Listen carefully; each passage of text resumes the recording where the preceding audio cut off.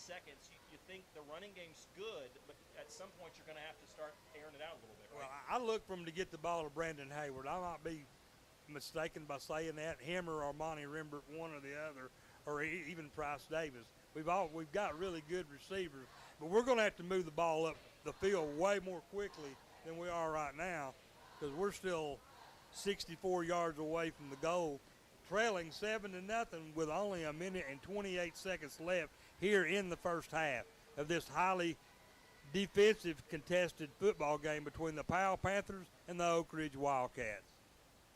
As the breaks are a little bit longer than usual, so we appreciate your patience here as, again, this is a televised game, and so we are first and foremost thankful that you're deciding to stick with us to consume this game, however you may be doing so. We remind you, you could do that at WIJV 92.7 FM. I think it's 94.9 if I'm not mistaken as well. PrepRadio.com worldwide, as well as worldwide on the internet, YouTube.com. Just search for Prep Radio, and you will be able to watch the game. We've got the score up as well. And now we have audio, thanks to Mark and Shauna Hayes for helping us with that issue. Here we go. Let's get things going. Again, 1st and 10, ball at the Wildcat 36-yard line. Man in motion is Hayward. He goes right to left. Here goes the handoff. Across the 35 to the 40 goes Dozier. He's going to bulldoze a man over. Across the 50, booms another guy out of bounds before he's taken out of bounds at the 50-yard line. What a run from 22. Had a great job that time. Really running the ball with tremendous power that time. Was not going to be stopped easily. Knocked that man backwards and all got right smack dab on the 50-yard line. Great run that time by Javarvis Dozier. Wildcats a little more pep in their step this time. Again, same formation, same thing. Hayward's running across the middle. Wide open. 30, 28, 25, 20. No one's going to stop him. 10, 5, touchdown, Brandon Hayward, and the Wildcats inch closer. Wow, what a tremendous execution that time by the Wildcats. Great job up front blocking. Stansbury stood back in the pocket, threw a beautiful strike to Brandon Hayward. Brandon eluded all the would-be defenders and ran in for a 50-yard touchdown to 6-7 now for the Wildcats with a minute and 10 seconds left. Eli Pearson upcoming with the extra point. But as we have a man down on the field for the Panthers, we're going to take a 1-minute timeout, and we'll be back after this injury timeout.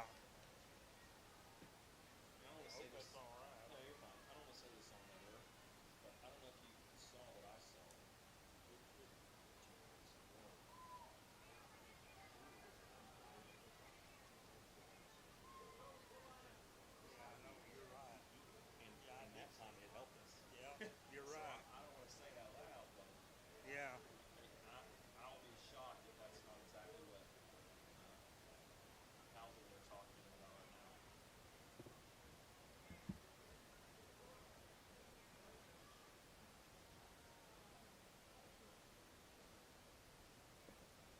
And those of you listening on YouTube, we appreciate you staying with us through some technical difficulties. Welcome back to our broadcast tonight as the player injured now getting a well-deserved standing ovation from the Wildcat faithful and the Powell Panthers sideline giving him a clap as well was number 11, Brody Hollowell. Safety is a freshman, 5'7", 145 pounds, good-looking athlete. You got to be playing at this level as a freshman in 5A. Touchdown was good. So after the injured player gets off the field, we will resume action. Adam Washington to hold. And it will be Eli Pearson to attempt the extra point. The point is up.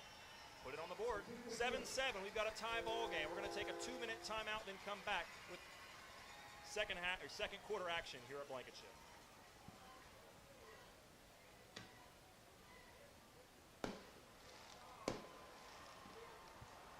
What's that all about? Fireworks. At least I hope that's what that was. That's what it was.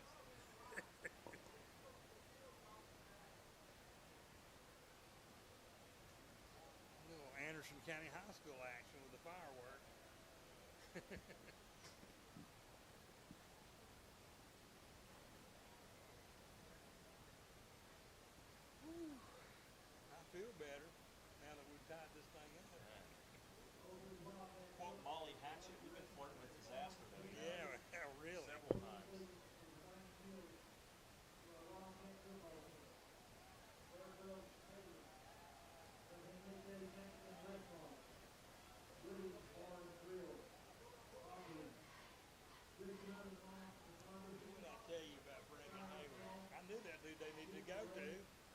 he made a great move on that I'm going to defense. come back to you to talk about that.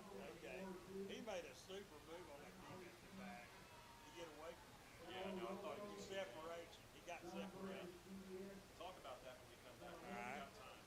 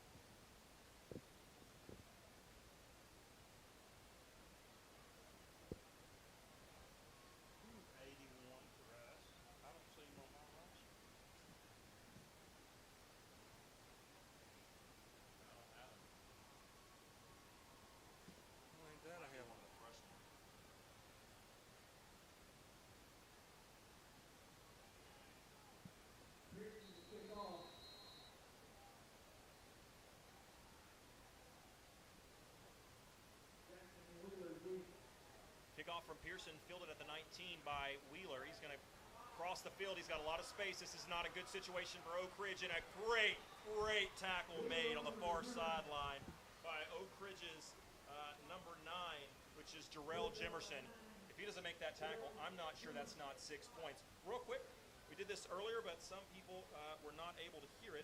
We've got a new a situation this year giving away a pizza. So, Mike, here in just a couple of moments, we will do just that. We'll give you an option here in just a moment. 1st and 10, ball at the 39-yard line. Powell now with that good return with a minute and 1 on the clock. Tie game 7-7. Let's see if they try to push the pace here and get more points. They've got 3 timeouts left, and this one's going to be a run to the right side. Wheeler takes it. Did he get out of bounds? That's an important thing to note. He got 6 yards, but did he get out of bounds? He did, and somehow, Mike, that took 1 second. Not sure what's going on with the official operating the clock, but there is absolutely no way that took 1 second. Wheeler's fast. He's not that fast, regardless. So You can't run 6 yards in 1 second. I don't know. 2nd and 4, a minute to go. Here we go. Another jumbled snap, and Rogers is just going to have to eat it, and he's going to be sacked in the backfield. I think it was going to be a designed run, but Oak Ridge had a couple of guys in there. Rogers brought down by Elijah Bradley, Right. as well as Tavarie Threat, and it'll be 3rd and 7. Oak Ridge could stop the clock as Powell's going to let the clock run here under 35 seconds before they snap this one. Oak Ridge has not elected to stop the clock. 30 seconds to go. Here comes the snap. Fake to the right, and Rogers has got a lot of room. He gets past the 1st down across the 50. They've got 3 timeouts. Will they use one? They will. Clock will stop at 20 seconds, 20.3 to be exact. So it will be a 1st and 10 for Powell. Ball at the Oak Ridge 48-yard line. Powell has 2 timeouts, and we will keep it right here as we're talking about Andy's Pizza earlier, Mike. Andy's Pizza is a great location, a great spot that's opened up in Oak Ridge. Here's the deal. If you would like to win a free Andy's Pizza, you have to get the answer in to this number. The question is a trivia question. We'll be doing this all year. It could be the first to call, could be a trivia winner. Here's the question. Who was the quarterback the last time Oak Ridge won a state championship? Who was the starting quarterback the last time Oak Ridge won a state championship? The Wildcats there. Who was the quarterback? If you have that answer, call in 865-310-7207. That's 865-310-7207. First one to call, get that right. If you're here at the game, you can come up to the press box at halftime, claim your free pizza coupon. If not, you can talk to the man who answers the phone and let them know. Again, that is 865-310-7207. 1st and 10 for Powell, 20.3 on the clock. Here we go. Snap, give. Wheeler up the middle. He's got about 6 yards, and Powell will have to call another timeout. They have 2 left. They will call one, so now they have 1 remaining with 15.2 seconds. Sean Knowles again there on the stop for the Wildcats. he's playing a great, terrific defensive game again tonight, as he did last time we played Jefferson County. I think he was nominated for Prep Player of the Week, and there's no reason he shouldn't be. He's a tremendous defensive player, and offensive too. Also, he plays on both sides of the ball. He's going to be a force for the Wildcats all year long. Mike, before we go into half and we get too far away from that really nice play from the Wildcats, it was great play design, great throw, great catch, and really the run afterwards. Just before that, the previous timeout when we were at break, you looked at me and you said they've got to get Brandon Hayward involved right here, and sure enough, they did just that. Talk about what that entailed, that run after catch. What made that so special? Well, Stansbury bought a little bit of time. Brandon broke open. He caught the ball. The defender was right there, but Brandon did a super job of separating from the defensive back and did just literally outran him to the end zone for a 50-yard score. And he's put this game tied up now, 7-7, 15.2 seconds left here in the first half. Powell with one timeout remaining. 2nd and 5, ball at the Wildcat 43. They're going to run it. It's Rogers again. He's going to be wrestled down by a couple of Wildcats. First there for Oak Ridge was number 38. Who is that? You know who it is. It's J.T. Gormley. And with 5.1 seconds to go, Powell calls their 3rd and final timeout. And the down situation is really insignificant at this point. It will be, well, they're going to call it a first down, but again, more than likely, this will be the last play, barring a penalty, because they've adjusted the clock now to 2 seconds left.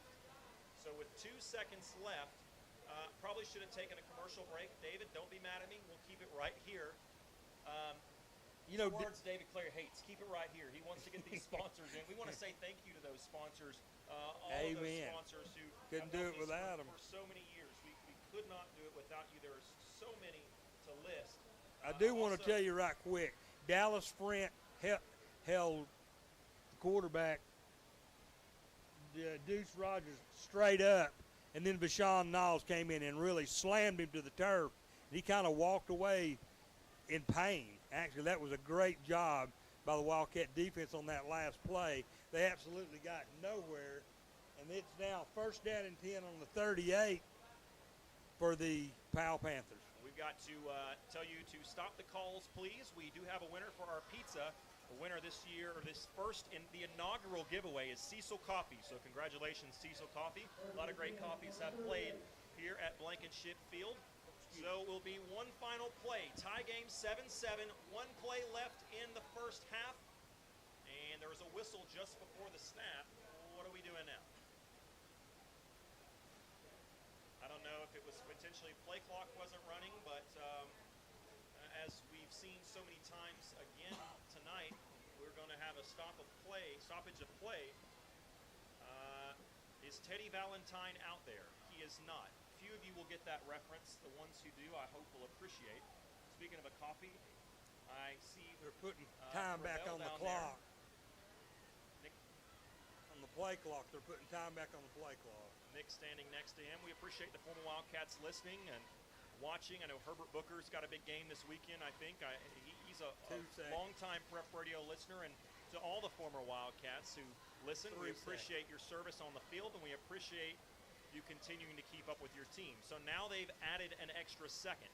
So we had one 6-yard run that took 1 second, and now we've added a second between plays. So theoretically, this should, I say with air quotes, be the last play of the first half. Ball the 38-yard line. Rogers going to have to try to throw this one deep. We haven't seen him go deep except once, and he threw an interception. Knowles nearly got him. Nice looking pass towards the end zone. Incomplete. Look at the clock. It says zeros. If they keep it that way, that'll be the end of the first half. Nice play as Brandon Hayward, Izzy Mitchell, and Will Presley were back there defending in the end zone. It was a good throw, but it fell harmlessly to the ground. And the Wildcats steal some momentum after for most of the first half, Mike. Powell had all the momentum. What are your thoughts if you're Coach Rain going into halftime? It could have been a lot worse, but somehow you go in, tie ball game. You are set to receive when the second half begins. Yeah, we're wearing them down, I think. I really do. I've said that before, and it looked to me like, we were gaining the upper advantage there the last 3 minutes of this ball game. and we got back in it mainly on that long pass play to Brandon Hayward, that 50-yard touchdown play. It really helped Oak Ridge out immensely. Great job defensively by the Wildcats to keep the Panthers out of the end zone at least twice, once by interception by Bashawn Knowles, and then that fumble recovery by Bradley down low, Eli Bradley, and saved the Wildcats from having to give up another score. And the Wildcats were in this game. I mean, it's 7-7. Might as well be a brand new game. But we've still got an exciting second half upcoming for the Wildcats. Let's take a 3-minute timeout. 3-minute timeout as they're getting some fan audience participation on the field. Let's take a 3-minute timeout. When we come back, we'll have a first half recap, scoring recap, as well as your first half stats with Mark Hayes. 3-minute timeout. We'll be back after this.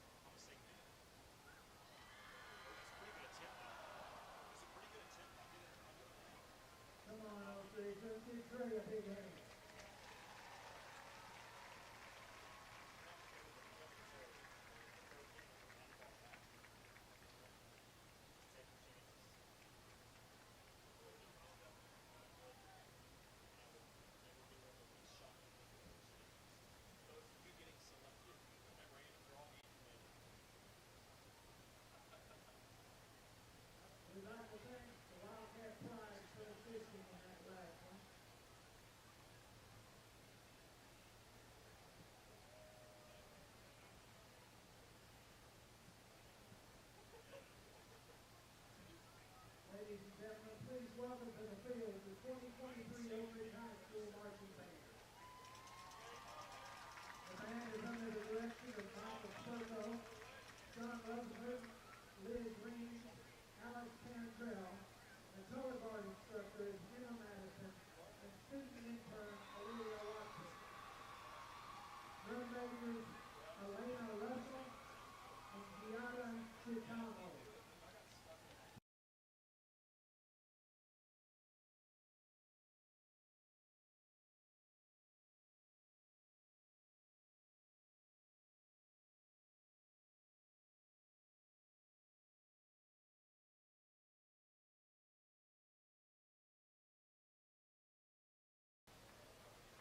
Enjoy the show.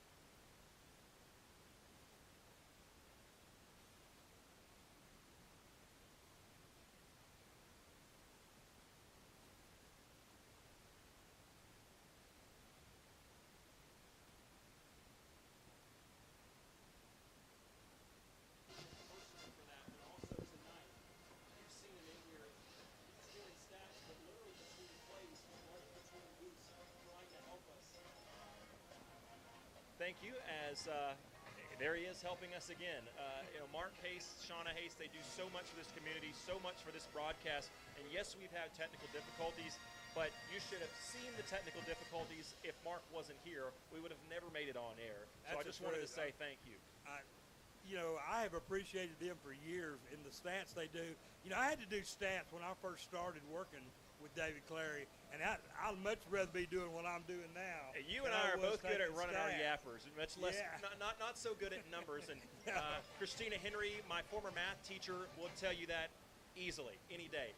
Mike, you've got, speaking of numbers, you've added them up. You've got the first half scoring summary. This should be a short one. It's going to be short but sweet. But start this game off, the Wildcats let the Powell Panthers drive on them due to penalties more than anything. They were driving the ball, and the Wildcats were playing good defense, but they kept shooting themselves with these offside penalties, encroachment penalties, personal foul penalties, and Mark will allude to that here in just a little bit. But to start things off, the quarterback, Deuce Rogers, ran it in from 19 yards out to put the Powell Panthers up 6-0 with 5:35 left in the first quarter. Then in came Dylan Stooksbury for the Powell Panthers, kicked the ball between the uprights, and the Powell Panthers led early 7-0. Then they battled it out all the way through the rest of the first quarter. Wildcats unable to get on the board. But finally, with 1 minute and 10 seconds left in the second quarter, Oak Ridge Stansbury threw a beautiful strike to Brandon Hayward on about the 35-yard line. Brandon eluded the defender on a tremendous run, ran in from 50 yards out to put the Wildcats on the board 6-7. Then Eli Pearson's kick was good, and the Wildcats have tied this game up 7-7. And let me tell you, Eli Pearson has been very impressive punting and kicking tonight, and he's kept the Wildcats in this thing tied up here at halftime 7-7. Thank you so much, Mike. Not your longest scoring summary, but I'll take it after what it looked like. Powell was getting ready to go up by a couple of scores a couple of times in the Wildcat defense.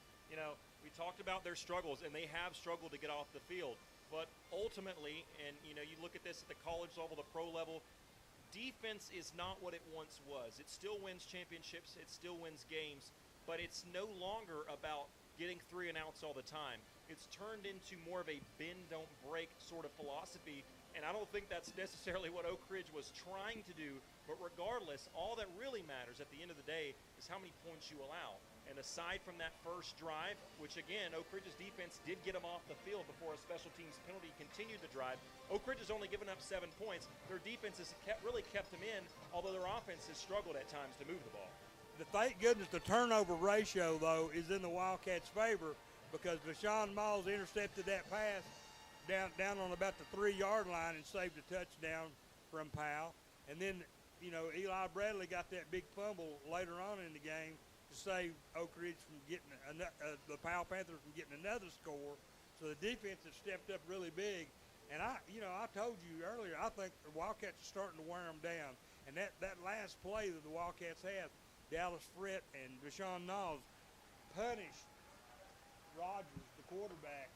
And he kind of went off gingerly, if you will.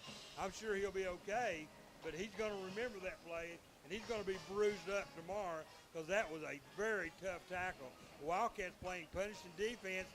We just need to limit our penalties. We played a trivia game earlier, which we will have Andy's Pizza and more. We appreciate them jumping on. I want to remind you that you're listening to not just any halftime show. You're listening to the Madison Insurance Group halftime show here from Blankenship Field. And as we get set to continue, we've got to pay some bills. We'll go to a 3-minute commercial break. But, Mike, when we come back, there's 12:45 on the clock left before we're done with halftime. We play this game every week, and we'll see your thoughts right here. David Clary hates that I do this, but I think he gets a little dark humor out of it. Will they add more time on the clock? Only one band is performing. Through all of last year and through 1 week of this year, every single game they have added time. Will they do it again tonight? Well, it's a television game, so I'm not going to bet against it. I'm not a betting man, so I'm not going to bet against it. They're not going to add more time and make life tougher for us media personnel. Let's take a 3-minute timeout. We'll be back with more of the Madison Insurance Group halftime report.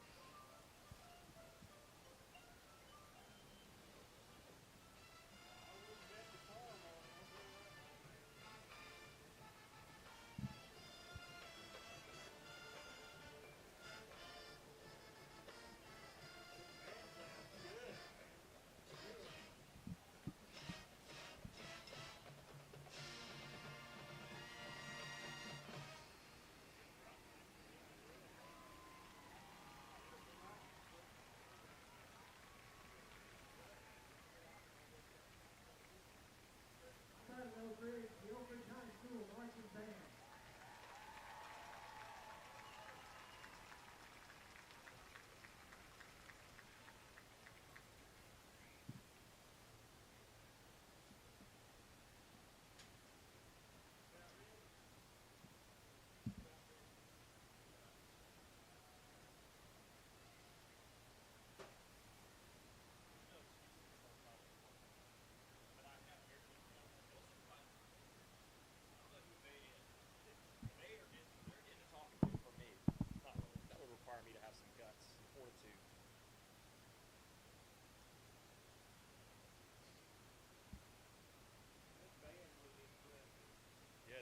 They're always really good. The Wild Band.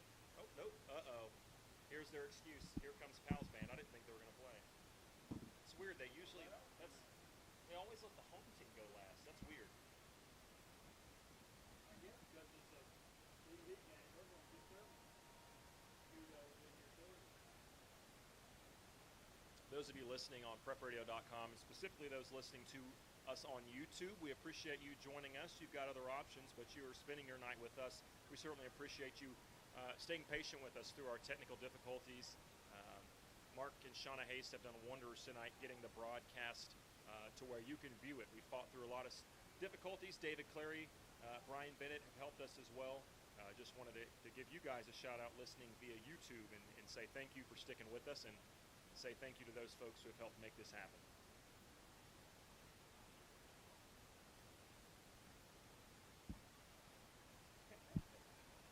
False start. I did too. I thought they were guys. That happened to me last night. I had just a short break in between that, and I thought that was fine. What can do it where he's at?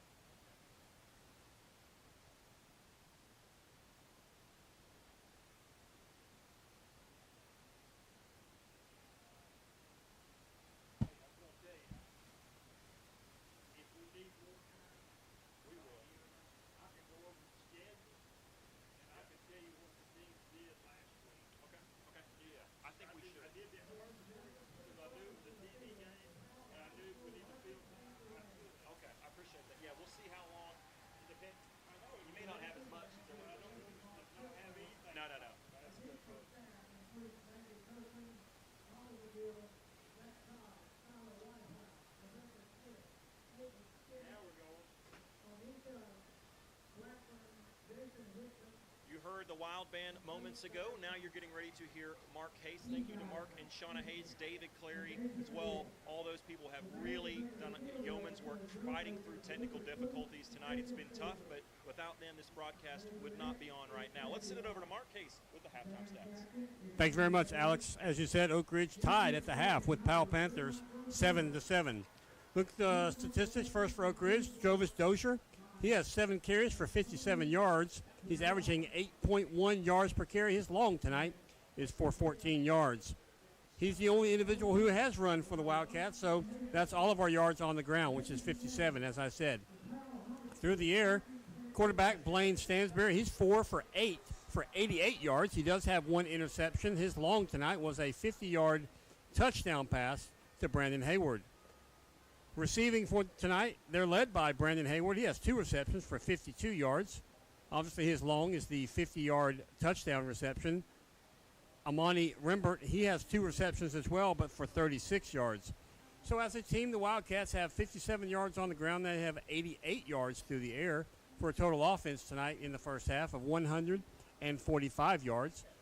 They've earned 6 first downs in the first half. They've been penalized 5 times for 37 yards. Now looking at Powell, they're led on the ground by Connor Wheeler. He has 15 carries for 82 yards. Deuce Rogers, quarterback, has 11 carries for 43 yards.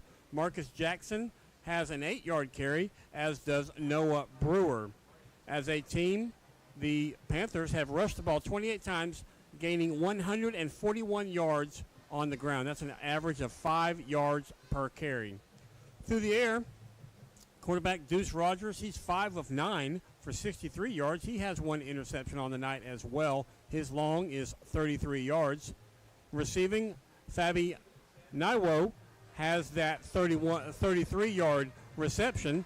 Dylan Stooksbury has a 14-yard reception. Adam Weaver with a 10-yard reception. Connor Wheeler with a 4-yard reception. And Matthew Clayton has a 2-yard reception. So as a team, the Panthers have 141 yards on 28 carries. They have 63 yards through the air on 5 receptions for a total offense tonight of 204 yards. Powell they've earned an impressive 15 first downs in the first half. They've been penalized once. That was a personal foul for 15 yards. So look at the team side by side. Rushing yards, Oak Ridge 57, Powell 141. Passing yards, Oak Ridge on top with 88 yards, Powell 63. Total offense, Oak Ridge with 145 total offensive yards. Powell has 204. First downs, Oak Ridge has 6. Powell 15. Penalties, Oak Ridge has 5 for 37 yards. Powell 1 penalty for 15 yards. Again, this is Mark Hayes, where we're at the half. Oak Ridge tied with Powell by a score of 7-7, and we'll be back after this 3-minute timeout.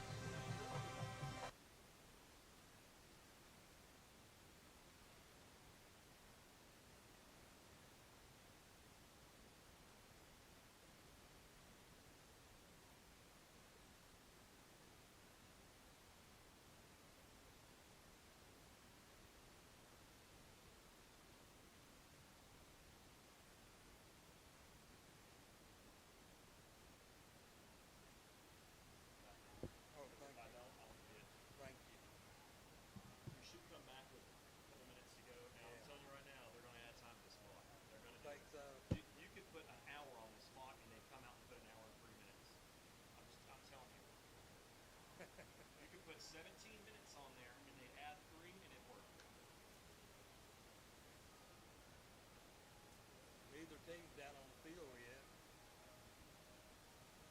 They don't seem to be getting in a hurry to get back down after one time. Of course, Powell's just right there. Here we come. We're coming down now. Florida's down 7-0.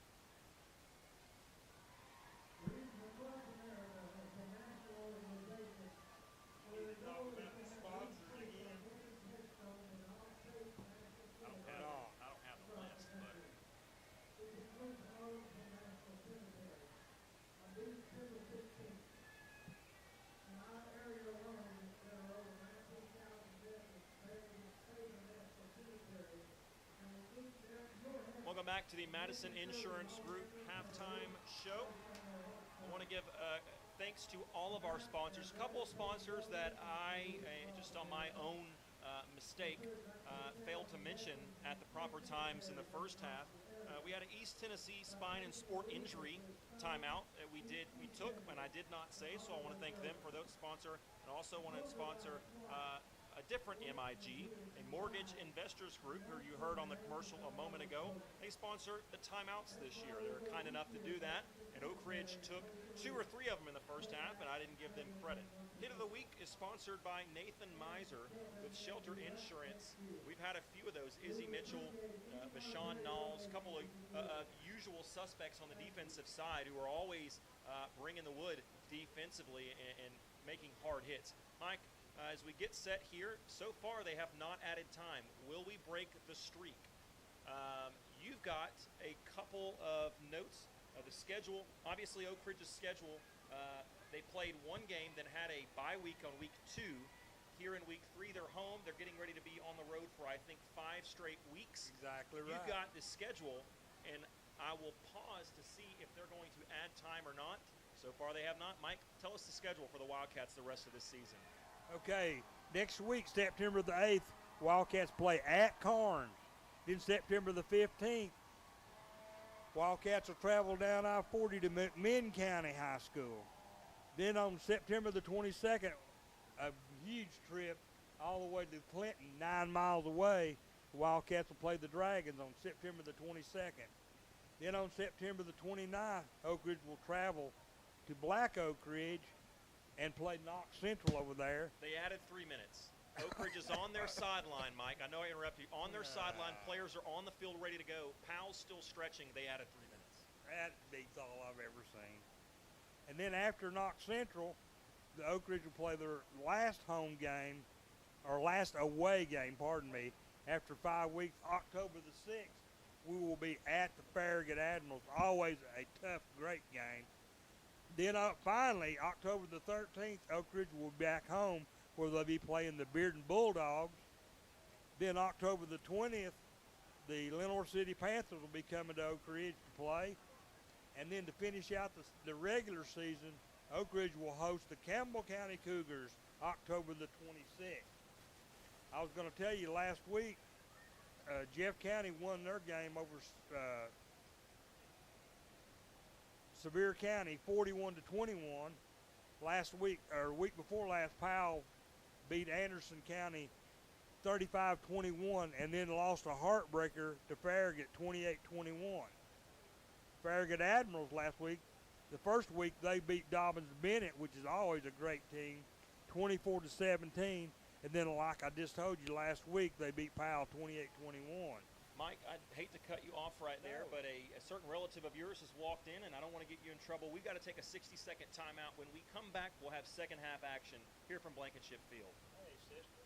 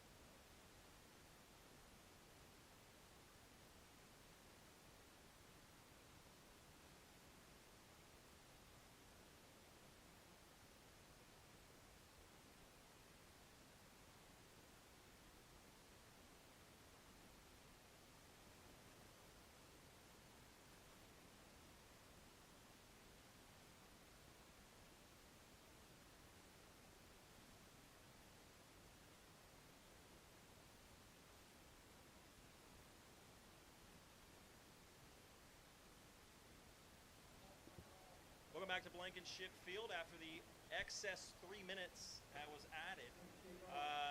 Alex Myers back with you alongside me, Mike Sheehan, Alex Waraxa, Josh Frazier, Matthew Charles, and John Ulrich doing camera for us tonight. David Clary and Brian Bennett back in parts unknown doing studio and production work. Without those two, certainly this broadcast would not be taking place. And Mark and Shauna Hayes doing stats and so much more tonight, making this broadcast happen. Again, we've had technical difficulties out the wazoo, as the saying goes, none of which is their fault, but they have been here to save the day each and every time we've had a glitch. They fixed it. 7-7 the score. Enough me rambling. Let's play football. Powell to kick off to the Wildcats. Powell will kick off from the Jackson Square South end zone. Ball at the 40-yard line. Kicking north towards the Wildcats. All maroon. Helmets, jerseys, pants. This is a great kick.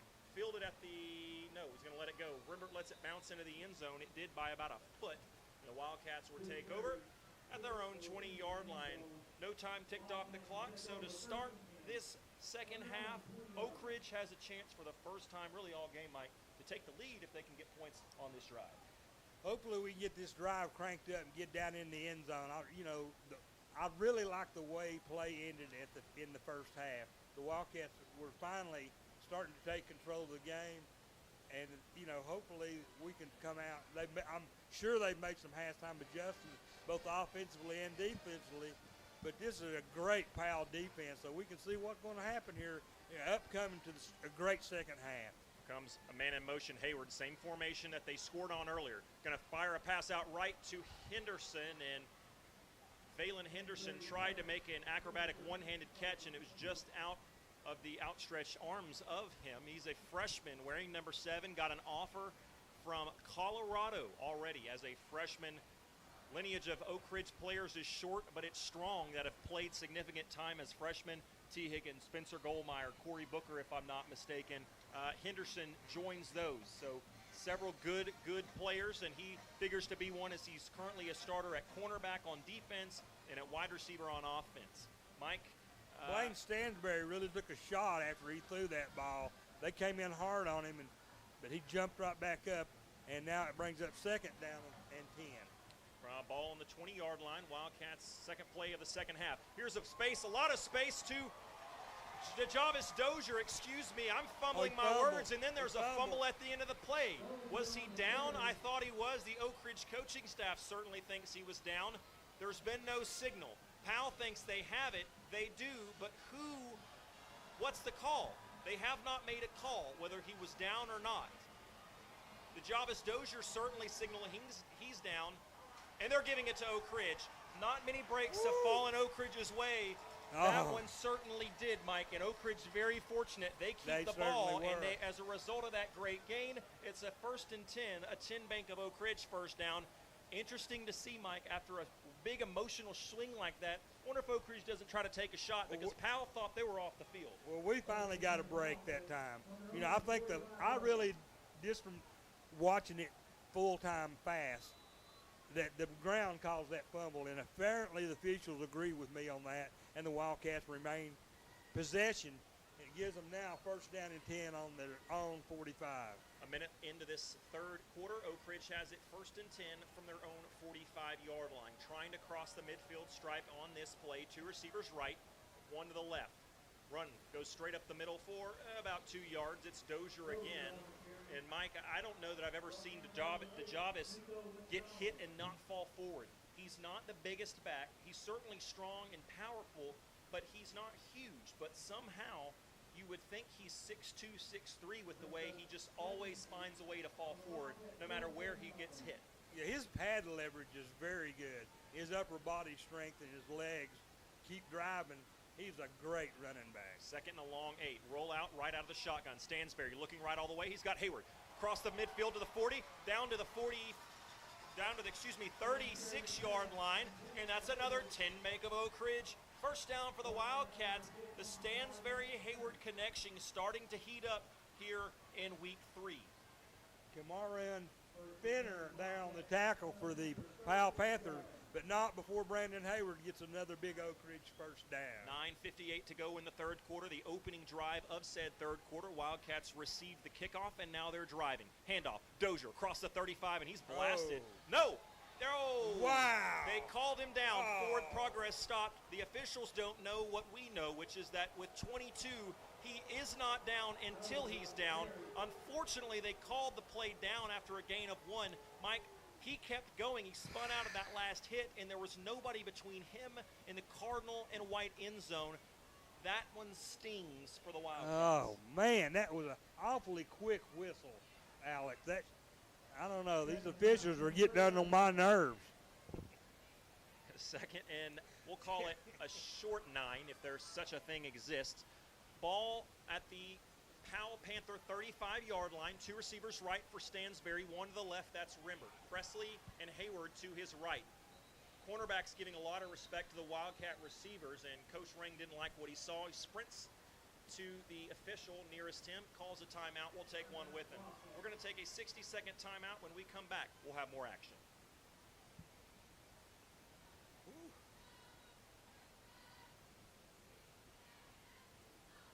Little excitement here. Just a little bit. Sheesh.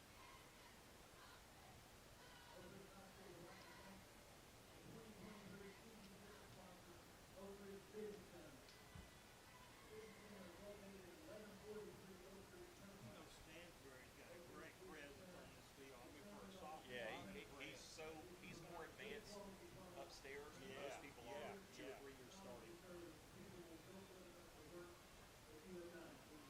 Dave.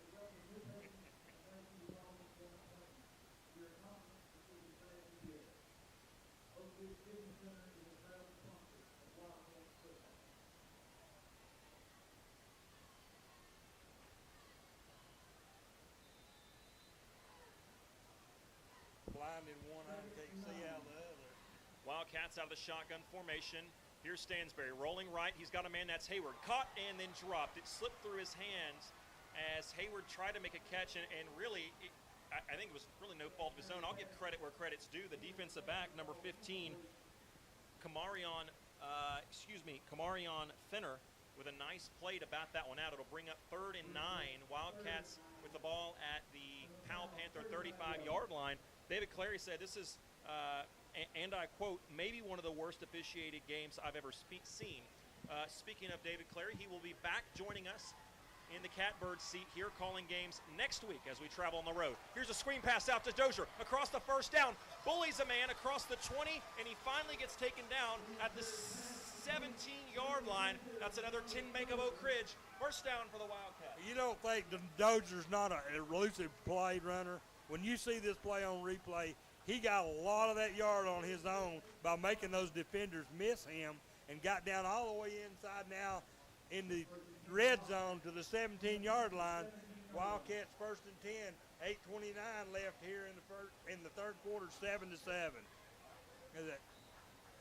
As Stansbury hands the ball off again to Dozier up the middle for about 3-yard gain. Ravel Coffee just came up and got Mr. Cecil Coffee's free pizza coupon. So keep an eye out for the free pizza giveaways, as we'll be doing that throughout the season. 2nd down and 8. 8:01 to go here in the third quarter. Wildcats driving inside Panther territory. Roll out right. Man is there. It's Hayward. He's going to be shoved out of bounds, but not before he takes the ball across the, where are they going to mark it? He went out of bounds on the near sideline. They're going to call it at the 7-yard line. Well, guess where that marker was for the first down? It was at the 7. They're going to wave him on. 10 Bank of Oak Ridge, first down for the Wildcats. We missed in class of 89 touchdown earlier in the game. Wildcats seeking another here. Big Tim Walters, the defensive lineman, interior defensive lineman, in the ball game now as a fullback. Power formation. Give Dozier 10, 5, 4, 3, 2, 1. Stretching. The arms are up. Touchdown, Wildcats, and the Oak Ridge has the lead. What a tremendous play that time. They bellied off the right side of that tackle and got into the end zone. Dozier outran the linebackers and the defensive back to punch the ball in from 7 yards out, and the Wildcats take a 13-7 lead. As he gets ahead of steam, as he passed the 10-yard line, you just kind of knew he was going to find a way to get that ball in the end zone. In end zone, he did get in. Snap, good. Kick, even better. The hold was good, Mr. Adam Washington, as well, and the Wildcats have taken a 14-7 lead with a 7-minute drive to open up the third quarter. 14-7 the Wildcats lead. We'll be back in 60 seconds.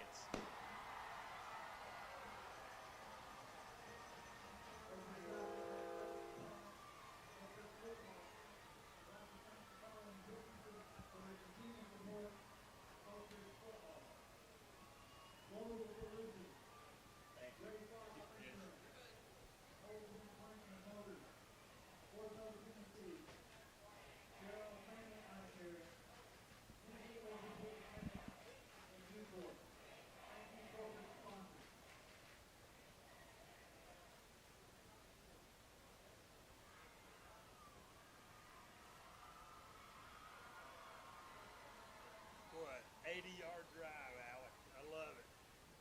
Great way to start the second half.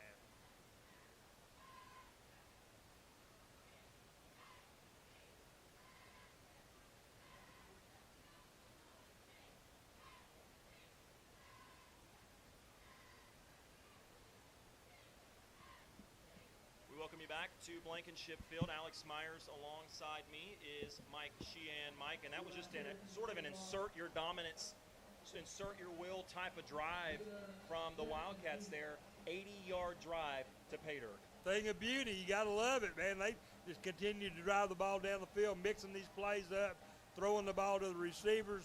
Receivers making big catches, breaking big tackles, and the Wildcats taking the lead for the first time tonight.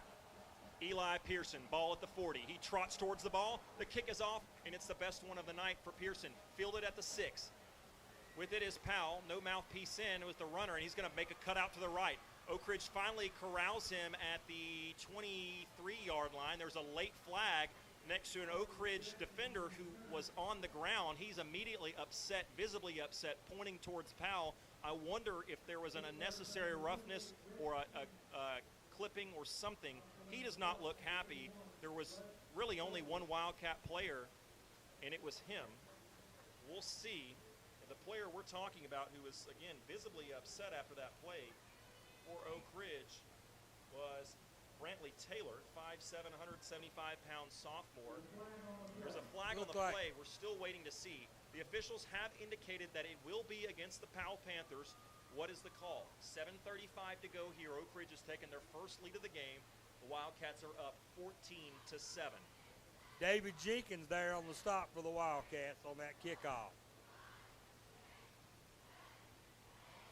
I guess, I apologize. I guess we should have taken a break. I didn't realize there was a break. I thought we were going to get a call. Let's take a 30-second timeout, Brian.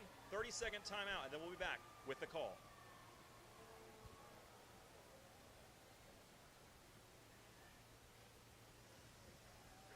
What? 15-yarder. Personal foul. I didn't see it. I didn't either. I did not either. Now, what is this call? So there's 3 penalties. 2 of them went against. So the first one offsets. And the second one will be enforced. I'm not sure what that signal is, to be honest with you. Yeah, it's either holding or a personal foul.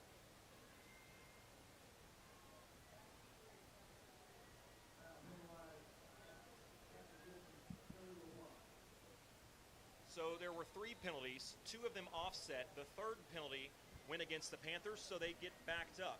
1st and 10, this drive starts inside their own 15, all the way back at their own 12. Handoff up the middle to Wheeler. No, the quarterback kept it. Excuse me. This is a really good fake they've got going, and the Wildcats are fortunate he did keep it because guess who was there? Price Davis. One of the first plays he's been on tonight. So good to see Price Davis back out there. A year ago, Price Davis and Izzy Mitchell were such a good tandem in the defensive backfield. He's back tonight and making a play right there. 2nd and 11. It was actually a loss. It won't go down as a sack as it was, and it was a design run quarterback keeper there from Rogers. Deuce Rogers, veteran, first year as a starter at Powell. He's going to give the handoff, and he's going to be wrapped up, the running back. Wheeler taken back by big Tim Walters, way back. I think he was inside the 5. They're going to call him right at the 5, and it will be 3rd and a whole bunch. 3rd and 19, all the way back at the 5-yard line. Dallas sprint. Izzy Mitchell, Price Davis signaling to the student section, signaling to this huge crowd at Blankenship Field. Get on your feet, cheer us on. It's a 3rd and 17 from inside the Panther 5-yard line, 6:19 to play in the third quarter. Big play here, Mike, if Oak Ridge could bring some pressure. Will they? They will. Handoff up the middle to Wheeler. He's going to get across the 5, out to the 9, and that's where they're going to call him. They'll say he got to the 10, but regardless, it will be 4th and long, 4th and 13. The punter's going to have to come out. Mike, first time all game, the Wildcats have put a scoring drive with a quick 3 and out back-to-back, and now the Wildcats have a chance to do something on a return. Bryce Davis, not Almani Rimbert, Bryce Davis, Valen Henderson back deep for the Wildcats to receive. Yeah, a great defensive play by the Wildcats. Heads the punters away. Pretty good punt here. Going to bounce at the 45, take a really good Powell Panther hop. Nice heads-up play by Price Davis to field it at the 45 and just sort of lunge forward to the 47. Had he not caught that, it would have continued to roll. Hidden yardage in games like this, so often, so impactful. Let's take a 60-second timeout. When we come back, let's hold it here, Brian. I thought we were going to take a timeout. It looks like we're going to keep it here. So it'll be 1st and 10. Thanks for sticking with me as I tried to juke you there. 1st and 10 from the Wildcat 47. Oak Ridge with a 7-point lead. It's 14-7, 5:27 to go here in the third quarter. Stansberry at quarterback, Knowles at H-back. Dozier to his right at tailback. Here comes the snap. Give Dozier. He's going to follow Knowles off the right side, make a man miss, can't make the second. He's going to be wrestled down in the backfield. A loss, pretty big loss of about 4 there. And it was who, Mike? Stolz, on the best tackle. player they got. And I don't know that it's close. He is a really good-looking athlete, and he's played really well tonight. It is hard to get Dozier down. If you do, it's a pretty impressive play. They're going to say forward progress was stopped after a loss of 3, so with 4:58 to go, Oak Ridge hurries to the line. 22 seconds on the play clock, still plenty of time. A hard count nearly got a couple of Panthers to draw. They didn't quite cross that neutral zone, so Stansberry patiently gets another call, an audible perhaps from Coach Rang. They're going to fake. He's got some room to run, and City's going to try to find Presley, and it's going to be intercepted. Double move from Presley was successful. He was open momentarily, but Stansberry threw that ball on the inside shoulder. He just needed to either get that out a little quicker or put a little more on that one to get it over that defender. Not a bad-looking pass, just kind of the wrong placement there as Calais Clearman made a really nice play. What'd you see there, Mike? He certainly did. I thought the pass was going to be complete, but Calais did a good job of getting over in front of the defender and made a juggling catch, if you will, but he did come down with the interception. Wildcats turn it over. Powell Panthers have the ball on their own 32-yard line. 1st and 10, 4:32 left here in the third quarter. Wildcats up 14-7. Same quarterback this time. They've got 2 running backs. Both tailbacks they have rotated tonight.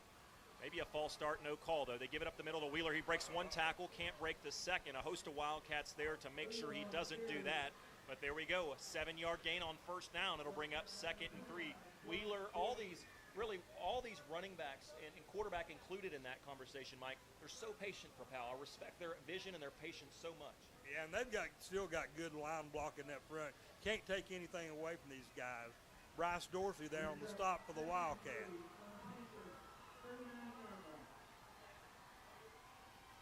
I forgot again, that was a class of 1989 touchdown, the last one the Wildcats scored. 2nd and 3, man in motion left to right. In the backfield, looking like a flare, but the snap was delayed. Quarterback's going to have to keep it. He's going to be wrapped up in the backfield. Elijah Bradley amongst others. Price Davis in there. That's a good play. That'll back him up. Oh, absolutely. And, you know, this great swarming defense. Dallas Sprint also there on that stop. 3 guys got him down. And they lost yardage on that play. Good penetration by the Wildcats. Good, tough defense. This is what we need right here. We got to get one more good play out of the defense to keep the Powell Panthers from getting a 1st down and stopping this drive. 3rd and 4, ball at the 37-yard line. of the Panthers. They have it with 3:07 to go here in the third quarter. Two-man backfield again. No receivers left. Two to the right for the Panthers. Here comes the snap. Rogers with it. He's going to give up the middle to Wheeler, who has to go backwards before he goes forward, and I think he's going to have enough. Yeah. It was close, but he did have enough. Mike, when he first got the handoff, Yeah. Oak Ridge had some nice penetration up the middle, forced him to have to go backwards first, but he's fast enough, he made up for it. Yeah, he's a tough runner. I tell you what, he really got down after it that time. J.T. Gormley on the stop for the Wildcats, but not before the Panthers got the first down. First and 10 on their own 43 now. 2:34 and counting here in this third quarter. It's another strong side formation. Ball is at the left hash towards Oak Ridge's sideline. That's where both receivers are split out to. Lots of room on the right side if they wanted to go that way. There are no receivers lined up that way. Again, two running back backfield for Rogers. Rogers fakes up the middle. They're going to go deep on the left side. Where is it at? It's on the ground, harmlessly incomplete. Well short of the intended receiver. For Powell, it was Fabi Newo, the junior, 5'10", 185-pound wideout. To be honest with you, Mike, he was open. The ball just didn't have enough on it. No, that wasn't a really good pass that time. One of the few that he really didn't throw very accurately. Brings up now 2nd and 10 on the 43 for the Powell Panthers. 2:11 to go in this third quarter. Clock is stopped after that first down incompletion. 2nd and 10, ball at the 43-yard line. Same formation, different result though as they hand the ball off this time to Wheeler, who's going to trudge his way up for a nice little 6.5, 7-yard gain. We'll call it 3rd and 4. 1:55 to go here in this third quarter. Clock continues to run. A big third down here, Mike. You're kind of inching towards 4-down territory potentially. Boy, it'd be good to get something, a stop for no gain or even a loss of yards here to try to negate that possibility and force them to punt the ball. Yeah, they've been managing these third downs awfully well, the Powell Panthers have. Wildcats need to come up big here on this. Big tight end back into the ball 4. game, 6'4", 235-pounder. Matt Clayton into the backfield. I would not be shocked to see a run up the middle with Rogers. Rogers is going to give it up the middle, but he's going to be stopped that time. He gave it to Wheeler, and Wheeler went where? He went nowhere. Elijah Bradley on the stop. Yeah, Elijah did a great job of shedding his blocker that time, got in there and made that big play we were just talking about to stop the Powell Panthers. Now it's 4th down, and they're going to have to punt. 4th and 4 to go, 1:01 to go here in the third quarter. Powell elects to keep their offense on the field. Exact same formation. Wouldn't expect a ton of creativity. I'd say this is going to be a run. Hard count to no avail. The Wildcats stay disciplined, and Powell's going to have to take a timeout. They're going to let the clock run down. They tried to get Oak Ridge with the hard count, and that's all they had. They didn't actually have a play to run. They have to call a timeout. Kudos to the Oak Ridge defensive line for standing their ground and not jumping off sides. It would have given them a first down. As it is, it's 4th and 4.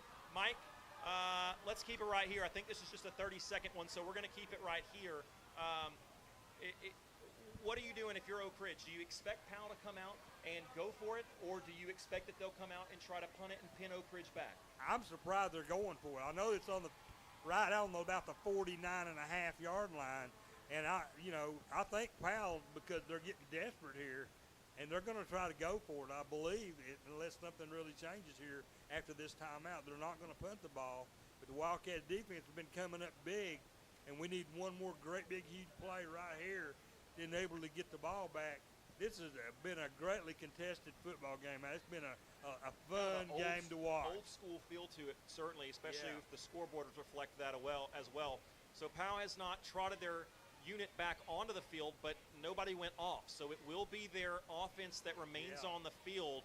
4th and a short 4 here.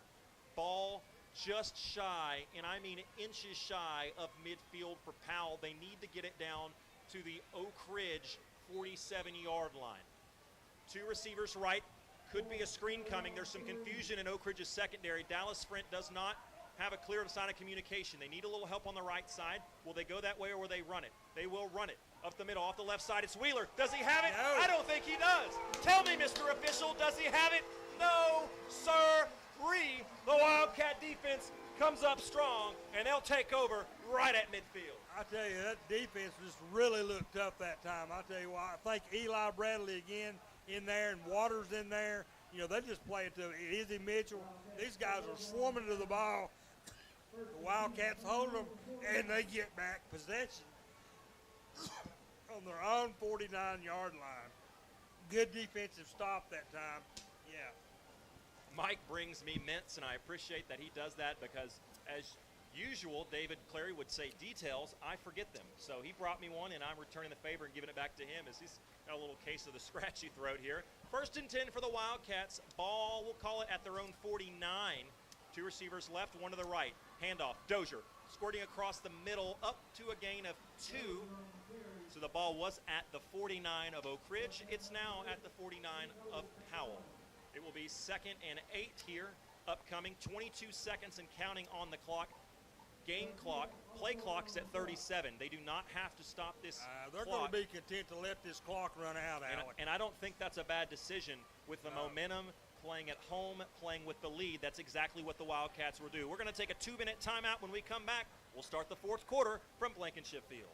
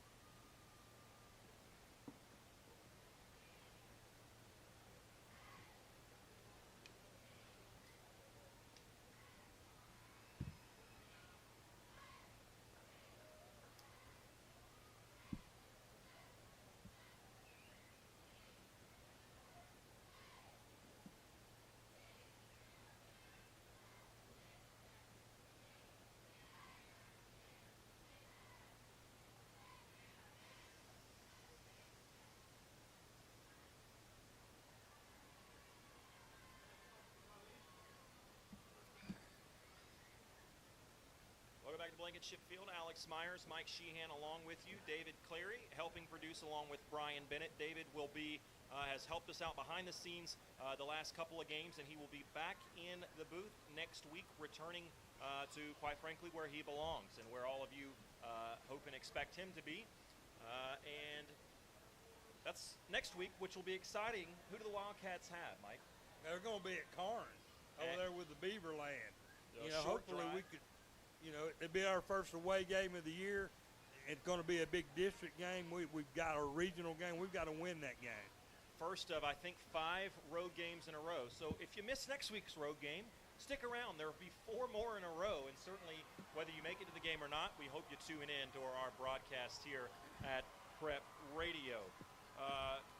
Want to, again, say thank you to our sponsors. Please support them. Without their support of Prep Radio would be no more. We would not be able to put on the broadcasts and certainly afford the new technology and the cameras and stuff that we use and have to use in order to make highlight tapes for the team and everything that David Clary does behind the scenes for them. Without their support and without you supporting them and listening to us, that would not be possible. So thank you to listening for listening and supporting Prep Radio all these many years, and thank you to the sponsors, new and old as well. Let's get things started. Enough yapping by me. 14-7 the lead for the Wildcats as we start the fourth quarter. It'll be 2nd and 7 ball on the Panther 48-yard line. Man in motion, going right to left, that's Hayward. They're going to target him. He's going to get hit and catch the ball. He holds on. Really tough hit as a Powell player kind of stood over him for a moment, but Hayward shakes it off and says, I'm all right. It was not quite enough for the game. They needed 7, and he got about 6 that time, so it will be 3rd and 1 ball on the Panther 42-yard line. They just need to get it to the 41. They do have their power formation in. Vashon Knowles on the right end as a tight end this time. Will they go that way with Dozier? They get a man to jump, and Powell will be penalized, resulting in a 10 bank of Oak Ridge. First down. What a great defensive play that time. The offensive call by the Wildcats. Stansbury had a interrupted snap count and drew the Panthers offside. And one thing I want to tell, we talk so much about Stansbury being ahead of the curve and being so much older than just a sophomore mentally as far as how he processes and the feel he has for the game. An underrated part of that position is the hard count. Exactly. And he looks like a veteran at that as well, unsurprisingly. Exactly. 1st and 10 for the Wildcats. Give up the middle to Dozier. He's got 6, he's got 7, and that's where he will be stopped at the 30-yard line of the Panthers. So Oak Ridge now with a 7-point lead, trudging towards Panther territory as the clock winds under 11 minutes to go here in this 4th and final quarter. Oak Ridge, the Wildcats, Mike, in no rush right now, as they're going to keep their power formation in, looking likely to run the football. Vashon Knowles, while he's in there to block and add a little bit more beef up front with his strength, he is a capable pass catcher and route runner. We saw that in week 1 where they lulled him to sleep and then he sprinted down the middle for a wide open big gain for the Wildcats. Keep that in mind. He's in there at the H-back position. Here comes a snap. Give right side. Dozier. Nice block from Presley on the right side across the 35. Jumping a man, hurdling him, and then making another man miss past the 25 before he's down at the 23-yard line. What's that? It's a 10 bank of Oak Ridge. First down for the Wildcats. Dozier, boy, he's something. Wow, I tell you that Dozier is an impressive runner. I thought they had it. He's so elusive. He made those running back men, and he jumped over one would-be tackler to even advance himself more up the field. We're getting close to the red zone on the 24-yard line now. The Wildcats first down.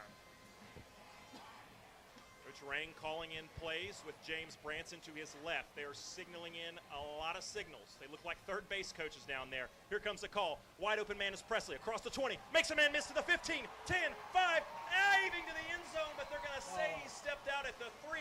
Regardless, great effort. Great effort. Number 1 to number 2. That's a connection we'll see for the next several years here at Blankenship Field, and it results in another 10 bank of Oak Ridge first down. It's 1st and goal from the 3-yard line. Presley just totally hyped up as he comes to the sideline. Into the ball game for Oak Ridge as they bring some more beef in will be number 34, Jermichael Howard. 5'11", 175-pound sophomore in there as a fullback along with big Tim Walters and Vashon Knowles. This should be a run. It is. There's a path. There's a lane. Can he find the end zone? He does. 22 in for 6. Touchdown Wildcats on the shoulder pads of DeJavis Dozier. Another great job of blocking up front by the big guys. Give them some credit, guys. I mean, they did a great job. Ethan Eubanks, Kayan Hickson, Michaela Bonner, Eliza Young, and Jared Bafford there on the offensive blocking for the Wildcats to get Dozier into the end zone. The Wildcats take a 20-7 lead. Pearson to attempt. His field goal is up, nearly blocked, but it's safe. No harm, no foul. Kick is good, and the Wildcats extend their lead to 21-7. 9:33 remaining in the fourth quarter. Let's take a 2-minute timeout, and we'll be back with more action.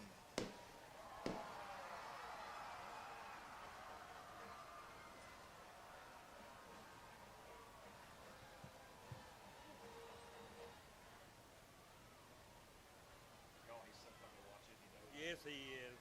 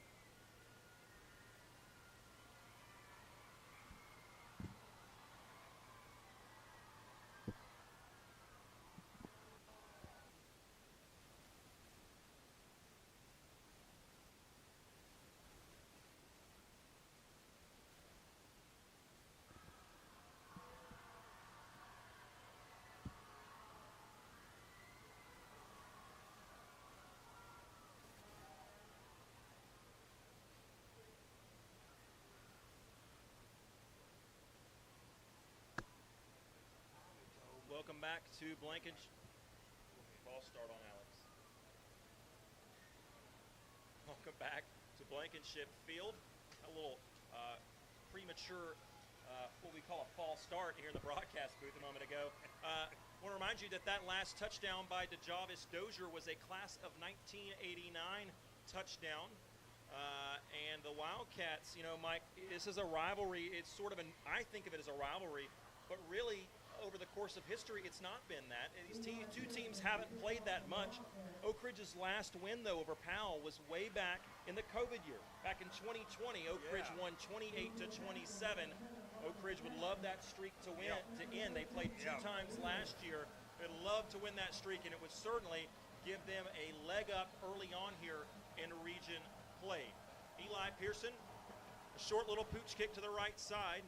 It's going to land at the 13 where it's caught, by Wheeler. Wheeler stutter steps, tries to make a couple men miss. He does. He cuts outside and will be brought down harshly down at around the 30-yard line. That time by Oak Ridge's Riker Arms. Nice to see Riker in there on special teams making a play. Usually you think about him being a threat with the ball in his hands. That time Riker made a play on the defensive side on special teams tackling the ball. Absolutely. But not before he got out to the 30-yard line. He scared me there for a minute. I thought he was going to get loose, but it wasn't meant to be. Rhett Kinney there on the stop for the Wildcat. Excuse me, I misspoke calling this a region game. Old habits die hard for me, as they are now in West's region. David Clary, thank you for that correction. I don't want to create any confusion. Here's a handoff up the middle to Wheeler, and really one of the better performances on first down we've seen from this Wildcat team defending that ground game. Is it only going to get about 4 yards this time? It will bring up 2nd and 6. 9:10 to go here in the final quarter of play. Oak Ridge on top 21-7. Now, important to note, Powell scored on their opening possession. They have not scored since, so it's 21 unanswered points from this Wildcat team. Looking to close this one out, but their defense will certainly have to be a part of that effort. Here it is, 2nd and 6. Ball on the 34-yard line, 35 we'll call it. Fake, quarterback's got it. It's Rogers. He's going to scoot to the left, gain a couple of yards, and it will bring up a 3rd and short. Really kind of a violent tackle there at the end. A great tackle, though, by Bryce Dorsey, the 6'1", 209-pound senior outside linebacker for the Wildcats. What do you think about this look Oak Ridge is donning? The all-cardinal, not the traditional gray pants, but I think it's a good look. Yeah, Bryce Dorsey's really playing tough tonight. He's made quite a few tackles for the Wildcats. Brings up 3rd and short now for the Powell Panthers on their own 38. 8:12 to go. The clock is Oak Ridge's friend, and it is winding down as the nearly full moon rises on the east side of Jack Armstrong Stadium. Handoff, no, he's got it. The quarterback kept it that time. He needed 2. He got about 2 yards and 2 inches, and that was enough, though. It will move the clock forward, and unfortunately, a player is down in pain. It is a Wildcat. We will get the number on him momentarily. Let's take a 60-second timeout. When we come back, we'll have more action. Again, this is not any old timeout. This is a sponsored timeout, which I'm totally fumbling here. We'll get that sponsor on the way back. Let's take a 60-second timeout and come back to Blankenship Field.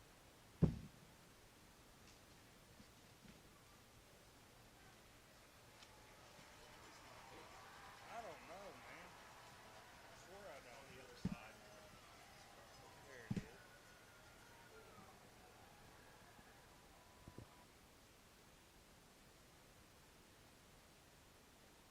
You're fine.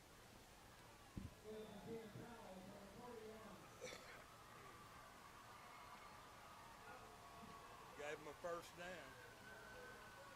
Back in action here.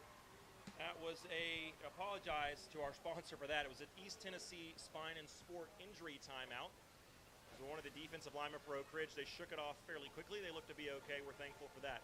Handoff up the middle, he thought, and the quarterback is a little bit confused. He decides to fire a pass out to the left side. He got blasted that time by Price Davis, who comes up limping. He's going to have to come off. The play was complete, and it was a complete pass to the left side near the out-of-bounds boundary for a gain of 6. It will be 2nd and 4 upcoming, and now we're going to have a retry at this as Price Davis is down on the ground. We're going to have another 30-second timeout. This injury timeout sponsored by East Tennessee Spine and Sport.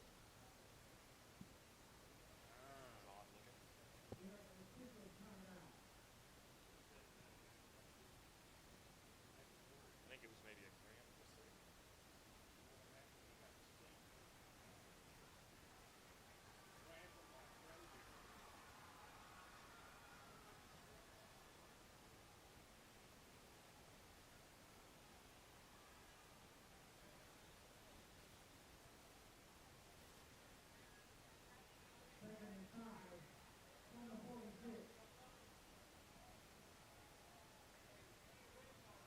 Second and 6 ball at the Powell Panther 46-yard line, and immediately we've got more whistles. Oak Ridge wants a timeout as Price Davis is getting stretched out on the sideline. We'll take one with him. We'll be back in 30 seconds.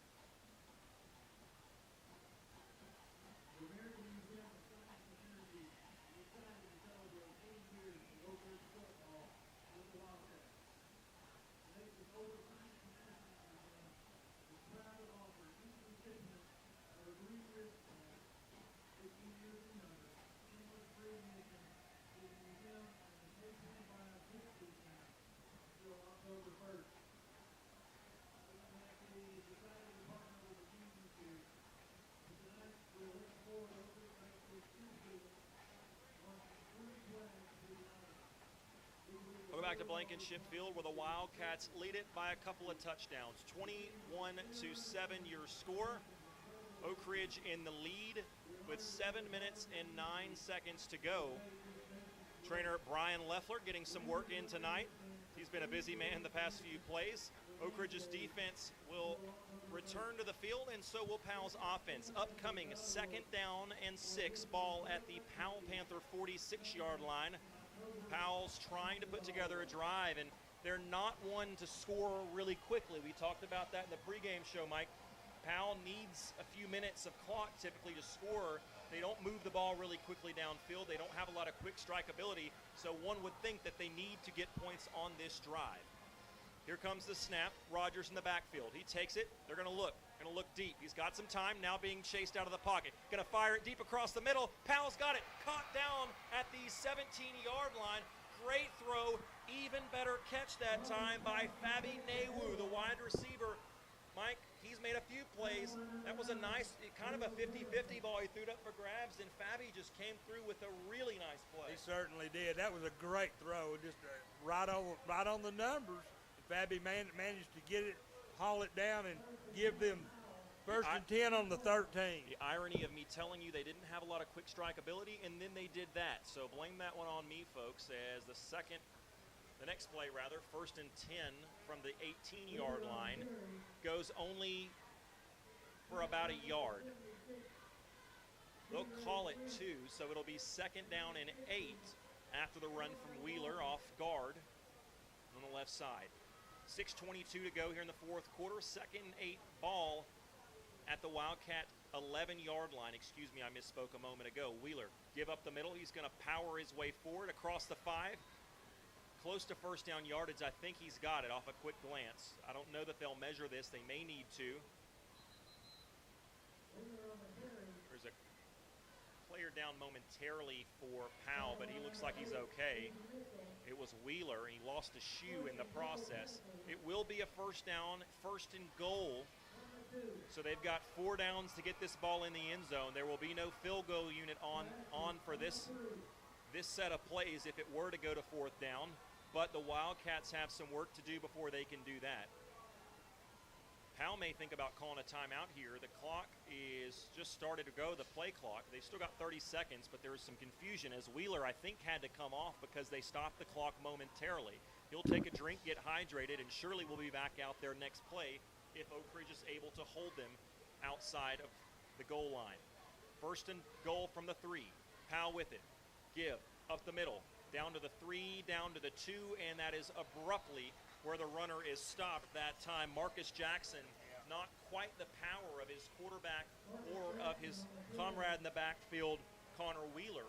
So he gets forward for about a yard, if that. It will be 2nd and goal from the 2-yard line. Wildcat defense trying to make some plays here as Oak Ridge has gotten into the ball game. Malik Howard, the 6'3", 200-pound freshman, to play defensive end on this play. Fresh legs in there. Here comes Rogers. He fakes the handoff, dives over the goal line. I don't know that he got it. Did he lose the ball? They're going to say he's got a touchdown before the ball came out. Boy, that was risky. Boy, that was close. But all that matters for Powell is they get 6 on the board, and they did it rather quickly. The all-important extra point is pending, though, Mike. It's a one-possession game regardless, but it will be a 7-point game pending this extra point. On to hold for Powell will be Cale Bennett, the junior. To kick will be Noah Brewer. Excuse me, no, the kick is no good. The kick is no good. Izzy Mitchell had pressure. It may have affected it. And Dylan Stooksbury's kick is no good. The lead remains at 8 for Oak Ridge. We'll take a 60-second timeout and be back with more fourth quarter action from Oak Ridge. That could be big. That could be it.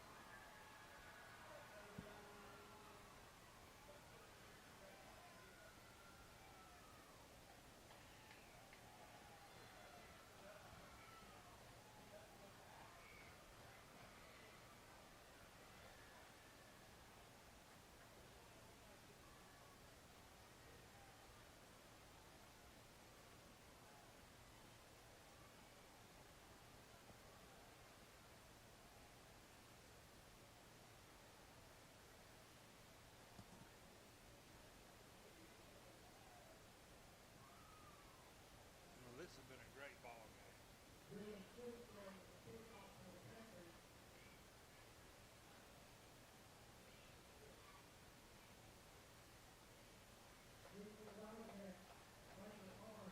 Riker Arms is deep for the Wildcats. Riker Arms, the lone man deep for the Wildcats. His heels are at his 20. Stooksbury with the kick. I wondered if they might have onside it. Derek Ring wondered the same thing as he had everybody except Riker Arms up, and they don't. They kick it deep, and it goes into the end zone. You know, on a play like that, if I'm the kicker, I almost think it's more advantageous with Oak Ridge not having their return unit set up to just kick a dribbler down to the 20-yard line and let it roll and see if you can't get back Oak Ridge up inside their own 15 or 10-yard line. Instead, that ball goes easily into the end zone, and Oak Ridge gets to calmly set the ball up at their own 20-yard line. Nice. That's where this drive will take over. 1st and 10 for Oak Ridge, up 8 after the missed extra point. 21-13 your score. 5:03 to go in this ball game. Here's the setting. Wildcats moving right to left as we see it from the broadcast booth, moving south to north from Jackson Square onward. Handoff on 1st down to Dozier. He's going to power his way forward for a gain of 3. 2nd and 7 upcoming as the clock ticks under 5 minutes to go. Rimbert, the wide out to the near side, the Oak Ridge hash towards the Oak Ridge sideline. Brandon Hayward, Will Presley, both have made some nice plays in this one. They are split out to the right side towards the Powell sideline. Bashawn Knowles in at H-back. Tailback is none other than the man who's got into the end zone a couple of times, DeJavis Dozier. He stands to the right hip of Stansbury. Stansbury looks left, fires Rimbert, across the 30, 35, 40, 45, 50, midfield, 40, 30, 20, 15, 10, 5, touchdown, Almonte Rimbert, and the Wildcats extend the lead. And there is no flag on the play. What a tremendous play for the Wildcats.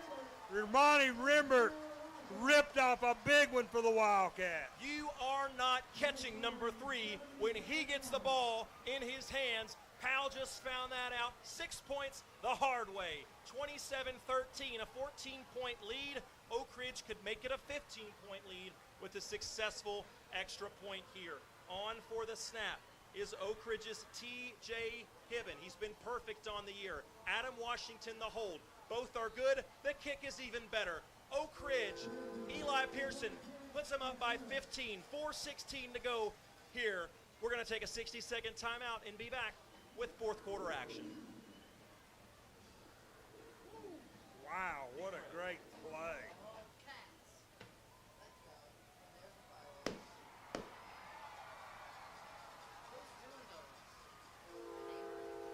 Who's somebody over there on that hill.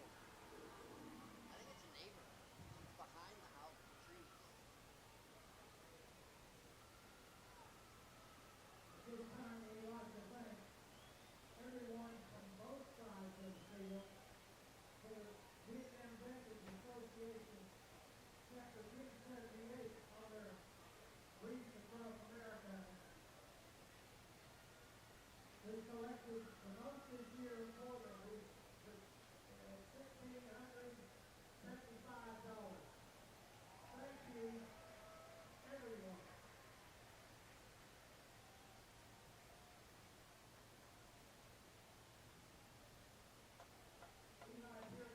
Welcome back to Blankenship Field. Oak Ridge has broken out their biggest lead of the game, 28-13, 4:16 to go here in this one. Players are ready. Eli Pearson's ready. He pooches it up. It's going to be fielded at the 30-yard line by Powell, and they're going to take it across the 35 and out of bounds up near the 40. They're going to actually give Oak Ridge a pretty good spot here. 37-yard line is where Powell will start this drive on their near hash towards their own sideline, the away stands. 4:11 to go here. Powell going to have to try to find something quickly. They don't have to abandon the run, Mike, with 4:11 to go, down by 2 scores, but they're going to have to do something downfield in a hurry in order to catch Oak Ridge. They certainly are. And I think the Oak Ridge defense has wore them down, Alec.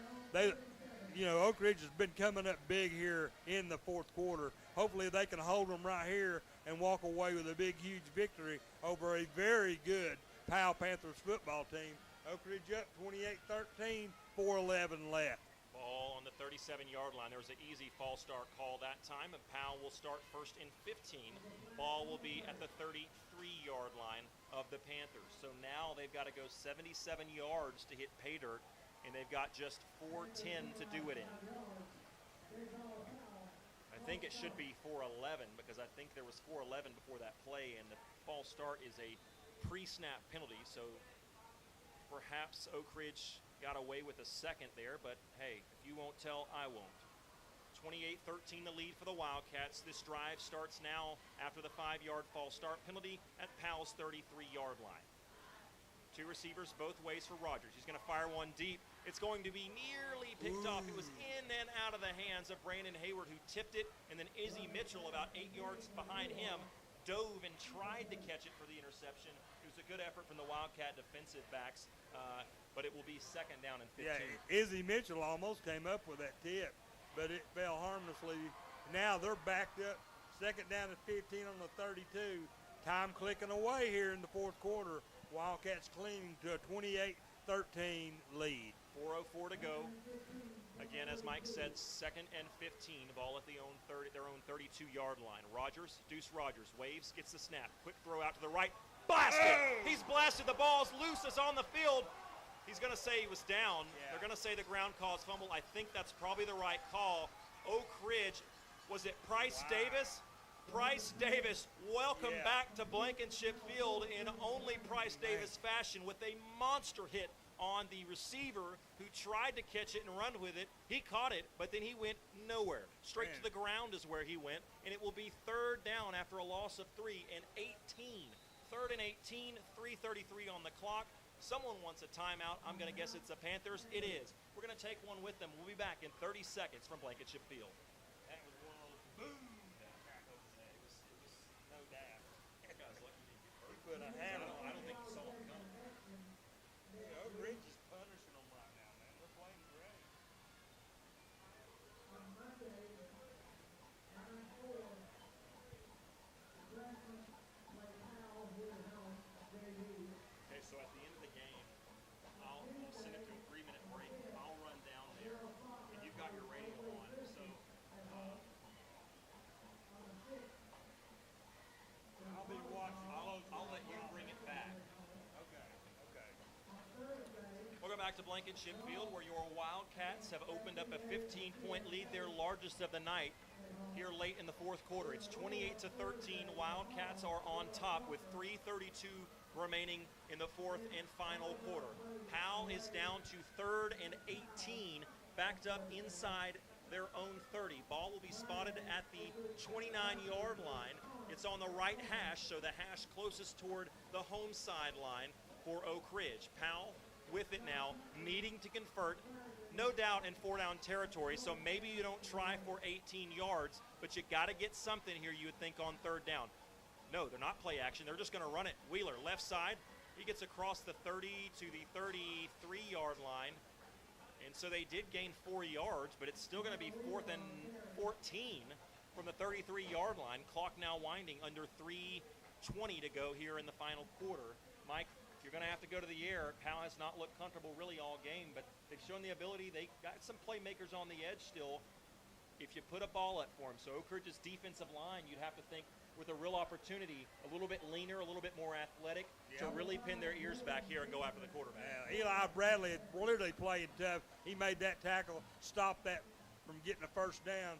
There's 4th down and 13 with 2:48 left in this game. They've got a new quarterback into the ball game, maybe a better passer, Jalen Benjamin, the freshman, and they brought him in an obvious passing situation, but the clock is stopped as play is halted just before the snap. It'll be a false start on Powell. You know, a new quarterback, a freshman, sometimes stuff like that happens, and he almost looks like a body double, like a stunt double for Deuce Rogers does Jalen Benjamin. 5'11", 205, not quite as big as Rogers, the starting quarterback, but Benjamin certainly not a guy that looks like he's going to be easy to take down. He'll have 3 receivers left. Ball near the middle of the field, in between the hashes, on the 29-yard line for Powell. This is 4th down, 1 receiver right, 1 running back, Wheeler, in the backfield, probably going to be a blocking back. Oak Ridge has 3 linemen up front, and there's a 0 on the play clock. So this will back them up 5 more yards. So, Mike, what was a 4th and 13 was then a 4th and 18, will now be a 4th and 23, ball at their Panther 24-yard line. 2:40 to go for all intents and purposes. This is the ball game right here for the Wildcats defense. If they can get a stop, they're not going to bring pressure, just a 3-man front, and that's all they'll bring. Linebackers dropping into coverage. Long throw to the right side. Ball's up for grabs, and Powell catches it. There's a couple of flags down. Will they call it on Powell or Oak Ridge? A couple of Oak Ridge defenders were draped on top of Powell. I think this will go against the Wildcats. Although, obviously, if you're Oak Ridge, you'd love to see a push-off call here. I don't think that's going to be the case. Great pass. You can see they brought him in for that passing situation. He's a much more comfortable passer, it looks like, from the pocket, Mike, as Powell will indeed get the first down. The penalty will be declined, as a 15-yard penalty would not have given them a first down, but a 20-something 30-yard gain will do that. So it'll be 1st and 10. Hold on to your keys. This one's not over yet. 2:28 to go. Clock is running. 1st and 10 from the Wildcat 45-yard line for Powell. Trips left, 1 receiver right. Benjamin stays in there as the quarterback. He rolls left, looking. He's going to be blasted. The ball is tipped up in the air, and then it's caught by a Powell Panther down at the Wildcat 39. Dangerous throw there, nearly intercepted after a Wildcat tipped it. And Trevor Bryant caught the Jalen Benjamin pass as the officials now stop the clock after a towel fell off one of the Oak Ridge's players. It looks like Dallas Sprint, as there was an equipment malfunction there as the towel was on the ground, and gives everybody a moment to catch their breath. 1:55 to go here in the ball game. Oak Ridge up 28-13. Powell trying to drive here with a freshman quarterback inserted late into this drive. He converted a big 4th down and 23. 2 plays later, it's 2nd and 4 from the Wildcat 39-yard line. Quick slant over the middle.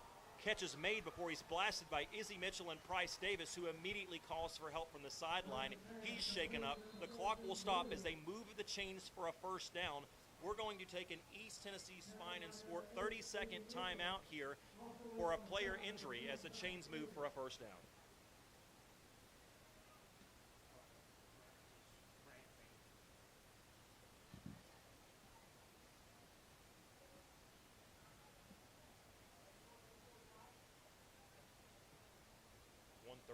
Left.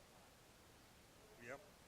Apparently we stayed here. Apologies for the dead air. 1:36 left in this East Tennessee Spine and Sport timeout. Oak Ridge leading this one 28-13.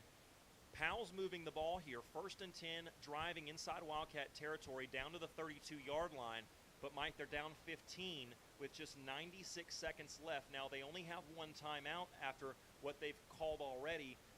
Mike, it's not over, but Powell has to score quickly. Then you'd have to assume they're going to go for the onside kick. They'll have to. Oh, yeah. So if you're Oak Ridge has a defense, what are you saying? The defensive coordinator is to our right in the press box up next to us. What are you thinking? What are you saying if you're this defensive staff for the Wildcats? I'm saying get to the quarterback. He's back there by himself. You know, there's no other running back there. They're going to throw the ball. Oak Ridge knows they're going to throw the ball. So, you know, we're going to have to really play great pass defense right here. But the biggest key, I think, is putting pressure on the quarterback, making him hurry his throws or alter his throw.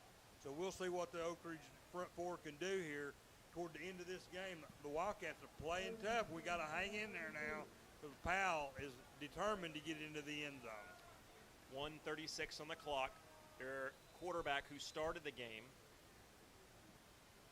sophomore Deuce Rogers, is back into the ballgame. I'm not sure exactly why, as he struggled to throw a little bit, but he's got all the time in the world. Now a little pressure, he's going to take off. 30, down to the 25. He's going to be pushed out of bounds by a couple of Wildcats down at the 22-yard line. Maybe that's why, Alex, he's still in the game, because he's a capable runner. It's right beside the first down marker. Will they give it to him or no? It was first down, so it's not a big deal either way, but they will, it looks like, call this second in inches. Another Wildcats down. We're going to take a 30-second timeout, Brian. If you will take a 30-second timeout, this is another East Tennessee Spine and Sport timeout.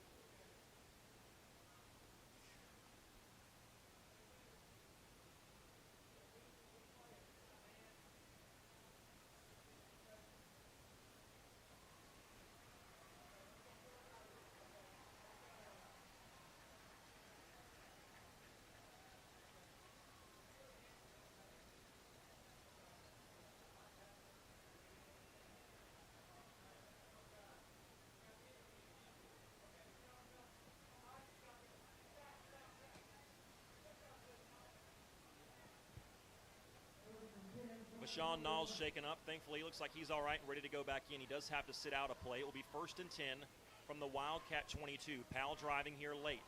Powell, Benjamin, he's going to have to scramble.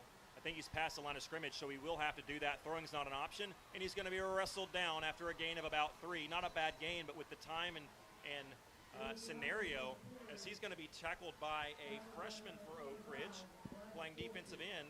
That is Malik Howard, 6'3", 200 pounds, good frame. He's going to grow into that. Powell has to use their last timeout. That's the thing. He's a capable runner, Mike, but at this point now with no timeouts, 3rd and 5 up coming from the 22-yard line, Powell really, you know, your hands are kind of tied. This is a running team, but you have to pass the ball now because unless you get a first down, the clock won't stop. It's too little, too late. I think the Wildcats are going to walk off with a victory tonight. It's just going to depend on what the final score is going to be because they're not going to score twice in 1 minute and 7 seconds. Well, you and I both know that. Stranger things have happened, Mike. I don't want to quote Michael Scott, I'm not superstitious, but I am a little stitious, and this one's not quite over yet. Let's see Oak Ridge get a stop here. Again, something important to note, after a missed extra point earlier, Powell could not just score 7 points twice. One of those times they would have to go for 2 because you're down by 15, not 14. Score is 28-13. 1 minute and 7 seconds left as Powell creeps back towards the line of scrimmage out of their last 3rd and final timeout. Ball at the 22-yard line. They've got to get it to the 12. Ball at the 17-yard line. They've got to get it to the 12 for a first down. Inside the red zone now for the Wildcats is Powell. Quarterback, Deuce Rogers. 3 receivers left, 2 to the right, as they've moved Wheeler, the running back, out as a wide out 2 in the slot. Hard count, no fake. Now they're going to have to go after him. Oak Ridge just got pressure. Jump pass was incomplete, as I don't think it was a designed jump pass. He had nowhere to go, and Wildcats were swarming at his feet, and he just jumped up in the air and tried to loft one out, and he's lucky that one wasn't picked off. Big pressure by J.T. Gormley that time, Alec, to get in there on him and pressure him. Deuce couldn't get the pass off very accurate whatsoever. It went right into the turf. Now it brings up 3rd and 5 on the 17. 1 minute and 2 seconds left in this game. Wildcats ahead 28-13. They said last time was 3rd down. It must have been a misread, as now it says 3rd down. Tim Walters, Tavarie Threat, Elijah Bradley, big guys up front. We need you here to get in the backfield. 10 seconds on the play clock. Here's the snap with 1:02 to go. Deuce, Rogers looking left, pump faking, going to be pressured, and he's going to find a man in the end zone wide open. It was Stooksbury, Dylan Stooksbury, the junior, who missed the extra point a few minutes ago, makes up for it potentially here, catching a touchdown pass. 54.1 seconds to go. Powell has made this a 9-point game. Here is the all-important attempt. They're going to go for 2, because if you miss it, you know that you have to get 2 scores. This is a huge, huge play, perhaps even bigger than the actual touchdown itself, because if they don't convert a 2-point conversion here, it remains a 2-possession game. They've got to get the ball back, score, get the ball back again, and then score again. 54 seconds to go. This is an untimed down. Ball will be placed at the 3-yard line, and there's going to be a stoppage of play. There's no flag on the field. Did Oak Ridge want a timeout? Powell is out of timeouts. What happened? They were late getting players on the field. But Powell was. They didn't huddle, so that shouldn't be an issue. And the officials are going to say it's an official timeout. You know, I don't like this at all, Mike, because this is giving a creative play caller over there on the Powell sideline a few extra moments to think about what they're going to do, and wisely, the coach is going to go talk with the quarterback. I don't know what this is. I would demand an explanation if I'm Derek Rang. I don't like this, not one iota. Derek Rang is getting an explanation, and Coach Gaddis is getting one with him. So it's got to be something on the Oak Ridge side. I don't know, potentially there's a few cameramen in the back of the end zone. I don't know if that could be the problem, but they're not in the field of play. I don't know. They're pointing back towards the back of the end zone. They have made no adjustments. So as Coach Gaddis walks onto the field now for this untimed down, again, scored 28-19 after that Powell touchdown. Coach Gaddis, former head coach for the Wildcats, is going to, thought he was going to go talk to a cameraman. He is not. Not sure what that stoppage of play was about or if it was necessary, but here we are. Down 9 to make it a 1-possession game. Low snap, handoff to Wheeler. He's into the end zone. 2-point conversion is good. And it's a 7-point game with 54.1 seconds. We're going to take a 60-second timeout and come back to finish this one up. Who's named that? Wheeler. Yeah.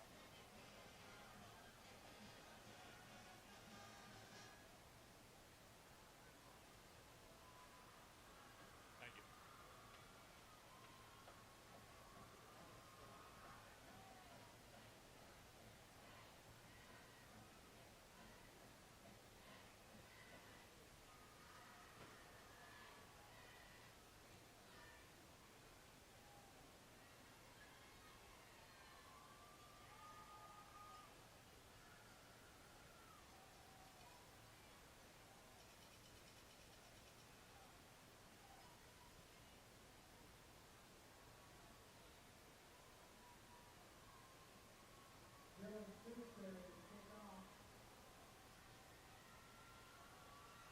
It's the ball game, Mike. Yeah, it sure is.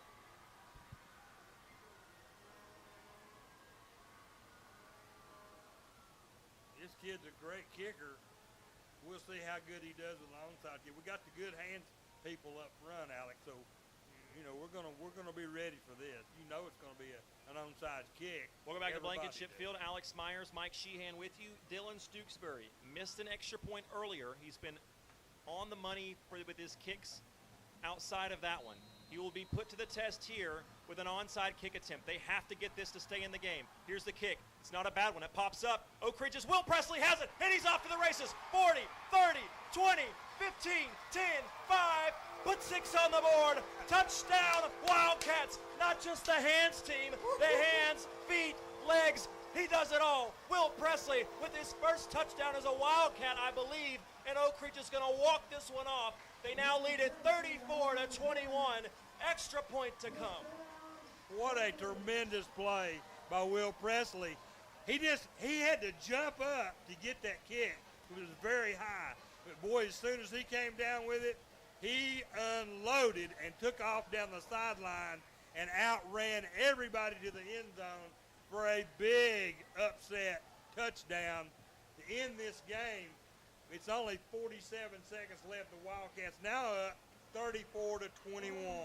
Really, really nice play from Presley. Have yourself an evening, kid, as the snap is up. Hold by Washington is good. And Eli Pearson gives Oak Ridge the lead, or extends Oak Ridge's lead to back to 14. It's 35-21. Oak Ridge leads. We're going to keep it right here. That one's for you, David Clary. 47 seconds left. Oak Ridge up by 14. Powell cannot stop the clock, so they will get the ball back here. Oak Ridge has to kick off, but again, Powell cannot stop the clock. Now, a lot of times, an old coach might say, if Will Presley takes a knee there and just stops it, Powell can't get back in the game, it's over. I don't mind that. Will Presley's had a great game. He's had a great start to the year. Have a little fun. Go reward yourself for making that play. Go score a touchdown. But it will give Powell the opportunity. They're going to get to receive this kick. Again, we've seen Powell. They don't really feel comfortable, it doesn't look like, Mike, moving the ball down in big chunks, but they have no options with no timeouts. Once they receive this kick, unless they house the thing, we're going to have to take some deep shots. Oak Ridge has their special teams unit on the field. They'll be kicking off to Powell, moving right to left as we see it from the press box. There must have been a Powell penalty after that one, because Oak Ridge is kicking off from the Panther 45-yard line.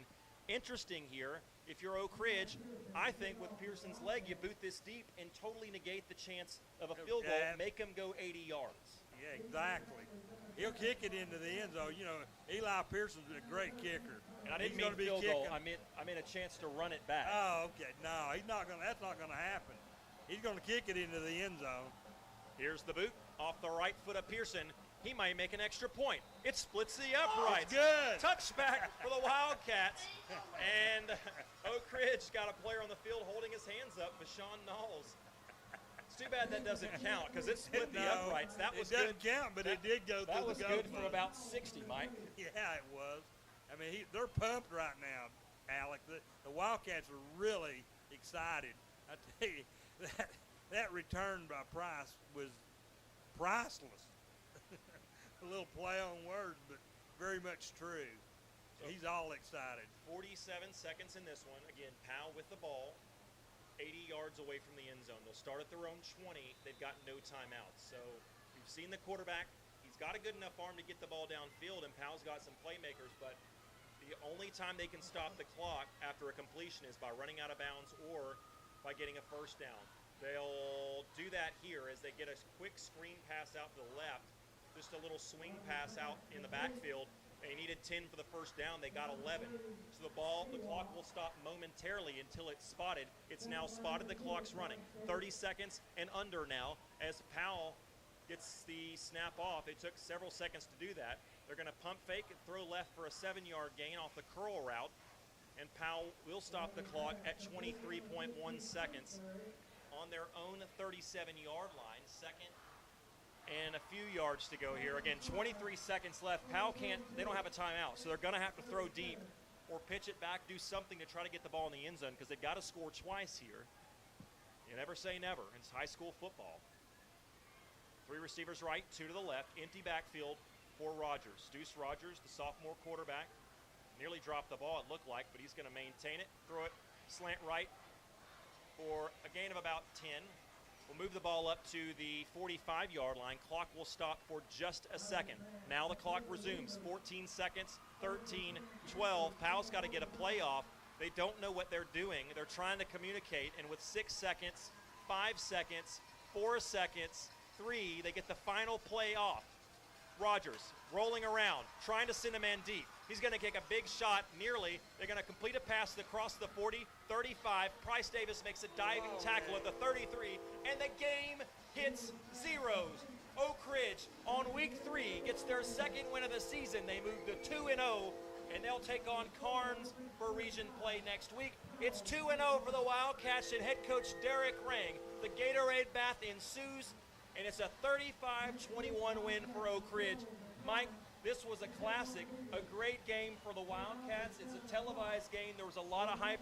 You can see why. This was a close game, a great fight from two teams. Oak Ridge picks up their first win against Powell since 2020 when they won by one. This time, a little more comfortable, although it went down to the end. Absolutely. This has been a very exciting game. Really glad this game was on television tonight. A lot of people in the area got to see it. And then, of course, we have it on prepradio.com and Channel 15 on the playback. It's going to be exciting for the Wildcats as the Wildcats will get ready to travel to the land of Carnes next week over there with the Beavers. We invite you to stick with us momentarily as we will have a quick break, and then after that we'll have a talk with Coach Derek Ring along with our a couple of veterans that we pick out for player of the game, or not player of the game, but to interview after the game. So stick around for our post-game show. Alex Myers, Mike Sheehan with you, David Clary, Brian Bennett producing. Thanks to all of our cameramen, everybody that's made this happen. Let's take a 3-minute break, and then we'll be back with a victory speech from Coach Derek Ring and a couple of Wildcats. That was exciting. You bring it back. Got it. Josh is going to be here helping me. But watch me. I will. I'll watch it tonight. I'll do better tonight. You're good. Might help if I take the microphone. Yeah, it'll probably help. Test.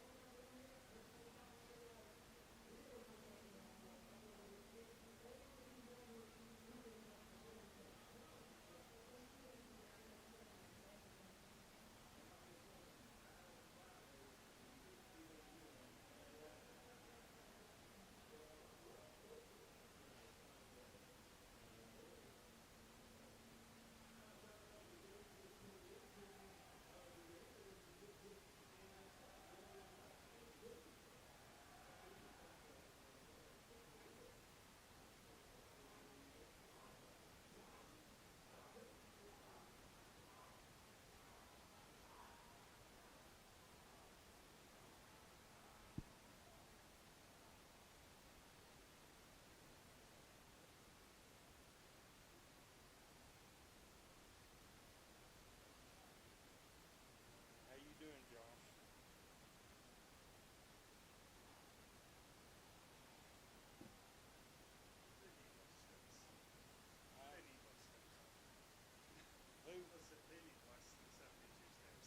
Oh, yeah. Tell me about it.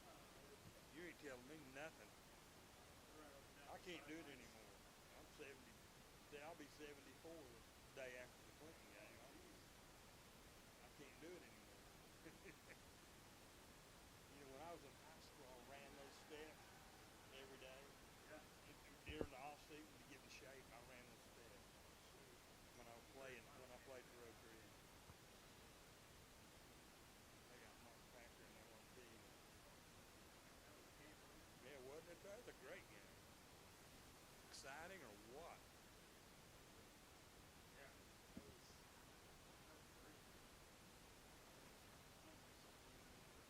When we come back, you want to bring it back? Yeah, go ahead. Josh, what's your last name again? Fraser, I'm sorry. It's all good.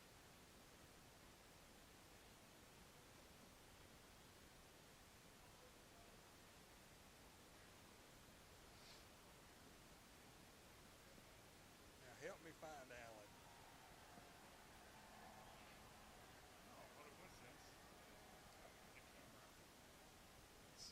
There he is. No, that's not him. Trying to find him.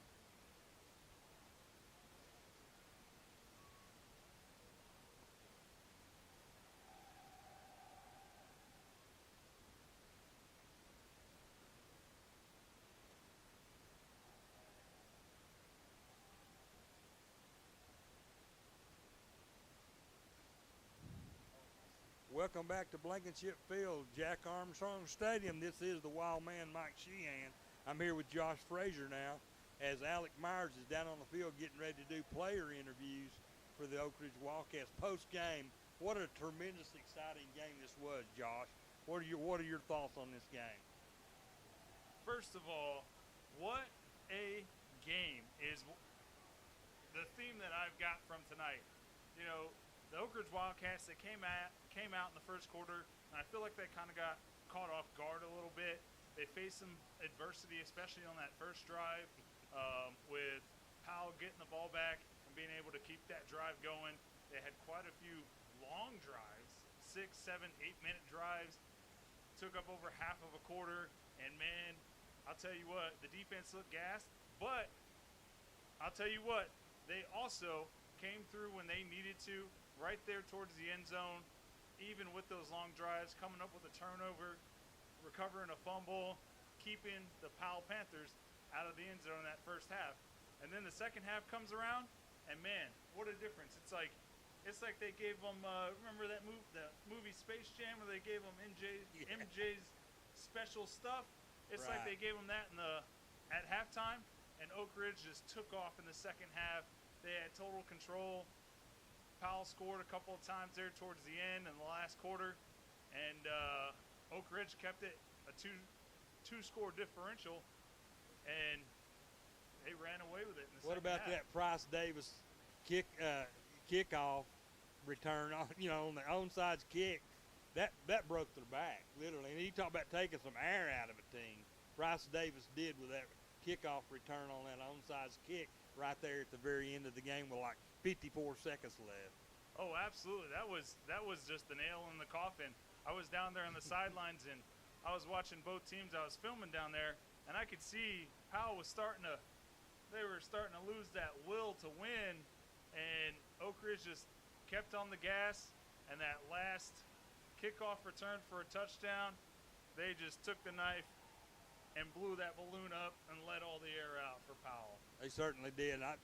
Give Powell a lot of credit. They played really tough tonight, and Powell is a very good team. And we've had a hard time beating these guys, Josh, over the last few years, and it was a struggle tonight. There's a very good team that Oak Ridge defeated tonight.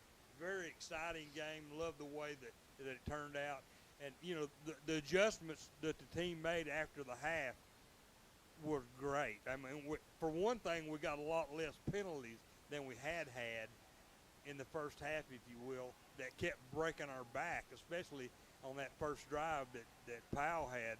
We just shooting ourselves in the foot every time we turn around, all sides, personal foul penalties, and, encroachment, things that just kept their drives alive, and they got into the end zone and got the early lead.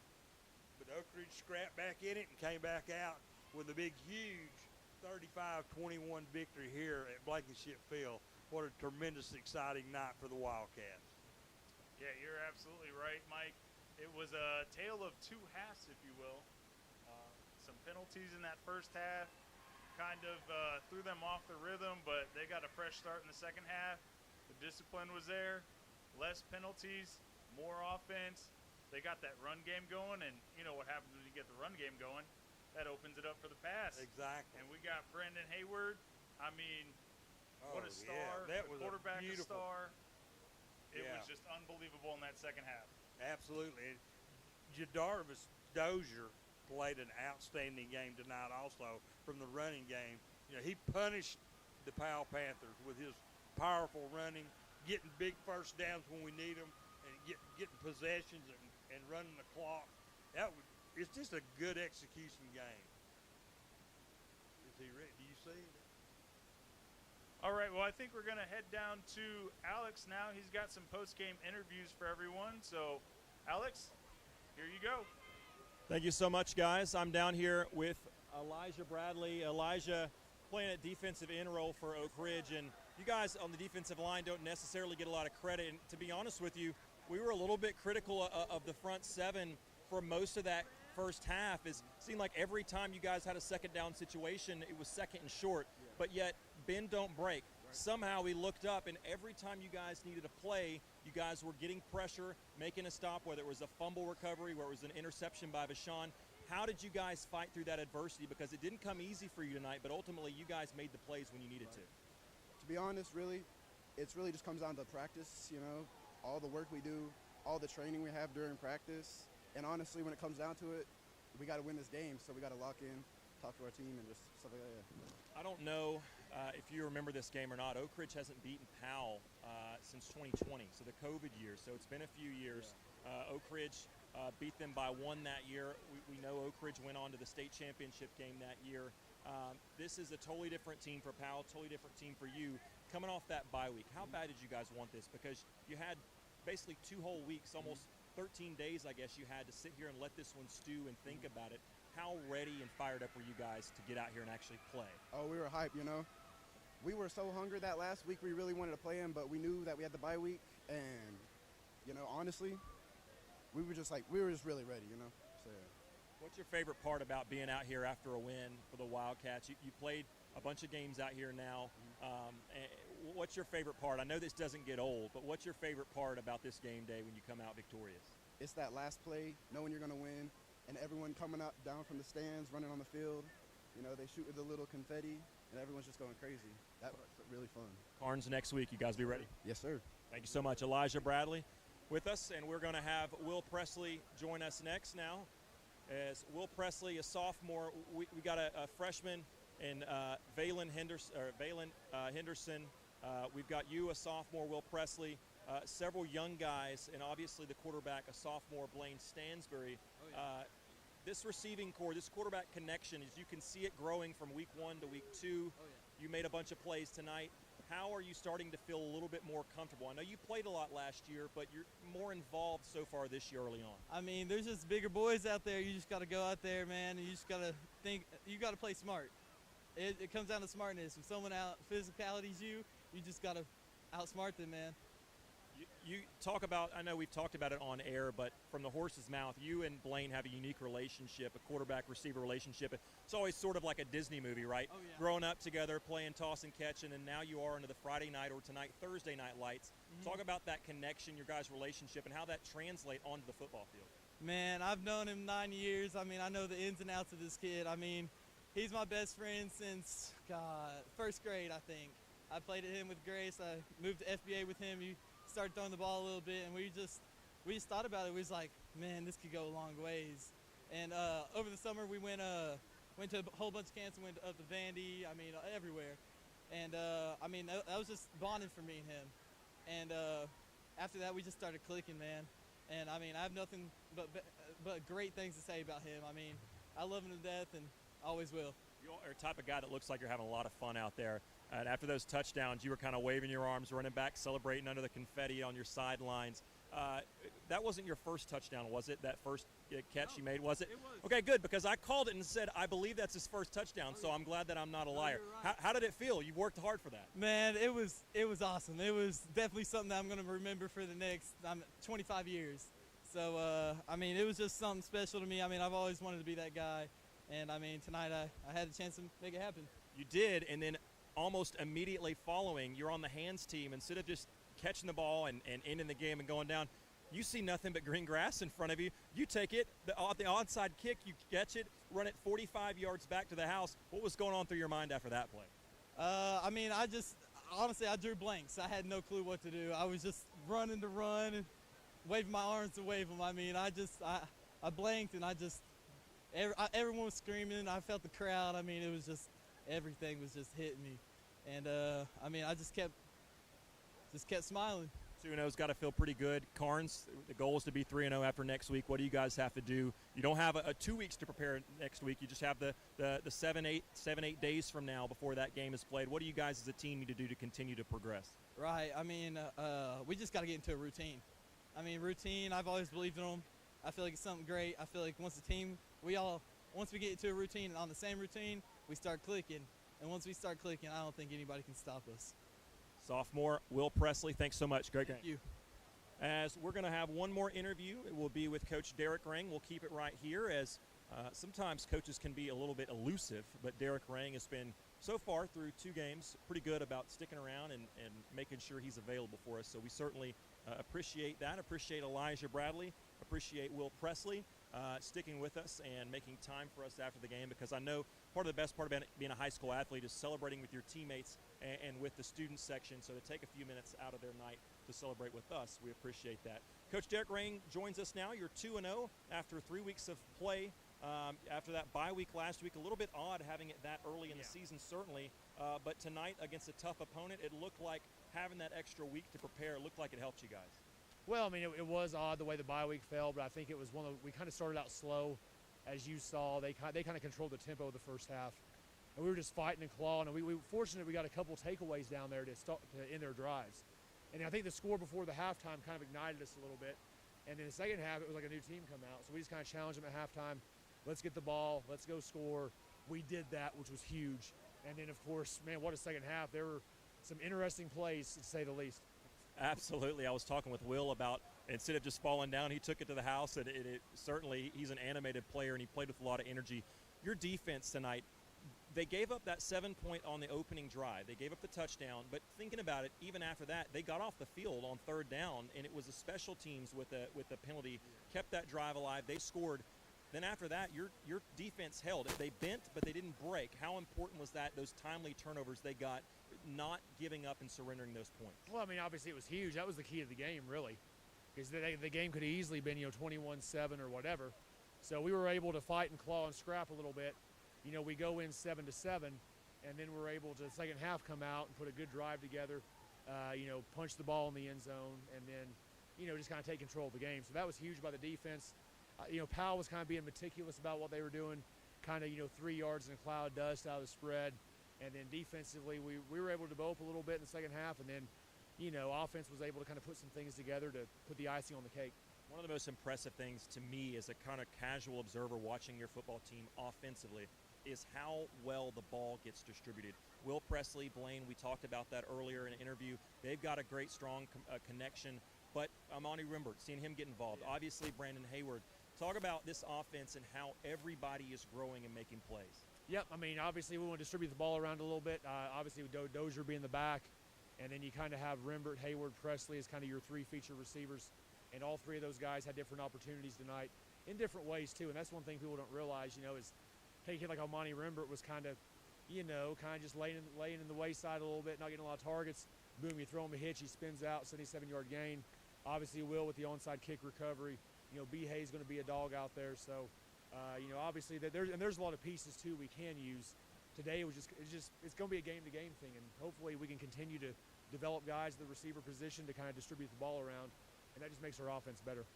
Team will take to the road for the first of, I think, 5 straight weeks. They're on the road. What do you guys have to do to get ready for that one between now and then? I mean, obviously we just got to stay focused. I mean, obviously every game on our schedule is going to be a big game. Obviously Carnes is the first region game. I think the last time Oak Ridge went down to Carnes, it wasn't, Deshaun Bishop had a big game, so there's some bad memories from the last time that we went down there. So we just got to do a great job of preparation this week, and let's get a big win on let's see if we can lead us to a big win against Carnes. You got one tonight, certainly 2-0, Coach. Congratulations. Thank you. Thank you, Coach Rang, for taking some time out. I know he's got some family and friends he wants to talk to. So, again, thank you, everyone who talked to us. Mike and Josh, I'm going to send it back up to you in the booth. Back to you. Okay, thanks a lot, Alex. Great interviews there on the post game. Coach Rang is such a great interview. I really love hearing him. He's very intuitive to what's going on and the adjustments he made and his coaches made. This is a very good coaching staff. Very impressed with them. We're going to take a quick 3-minute timeout, and we'll be right back with the statistics from Mark Hayes. Thank you.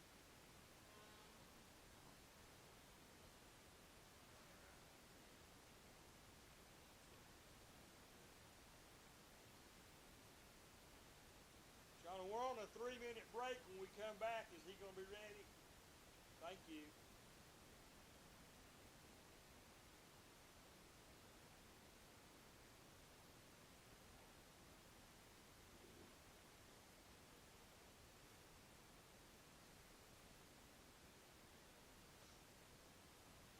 Thank you, buddy. Good job tonight, man.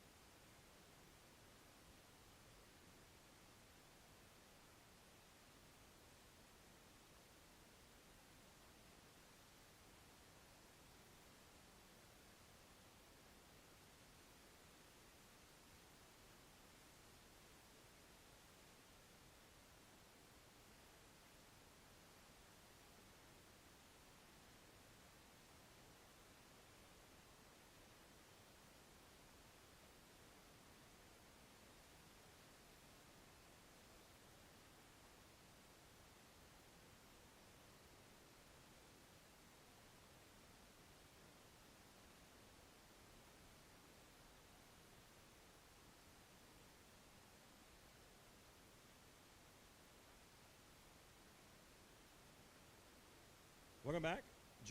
Joining us now is Mark Haste. Mark, with your final stats.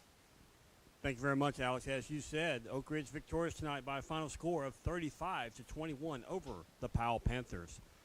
Leading rusher for Oak Ridge, he did it all himself. Jovis Dozier, he had 18 carries for 113 yards. His long tonight was 25 yards. He averaged 6.3 yards per carry. Great night for Jovis. As I said, he did all the carrying for the Wildcats tonight.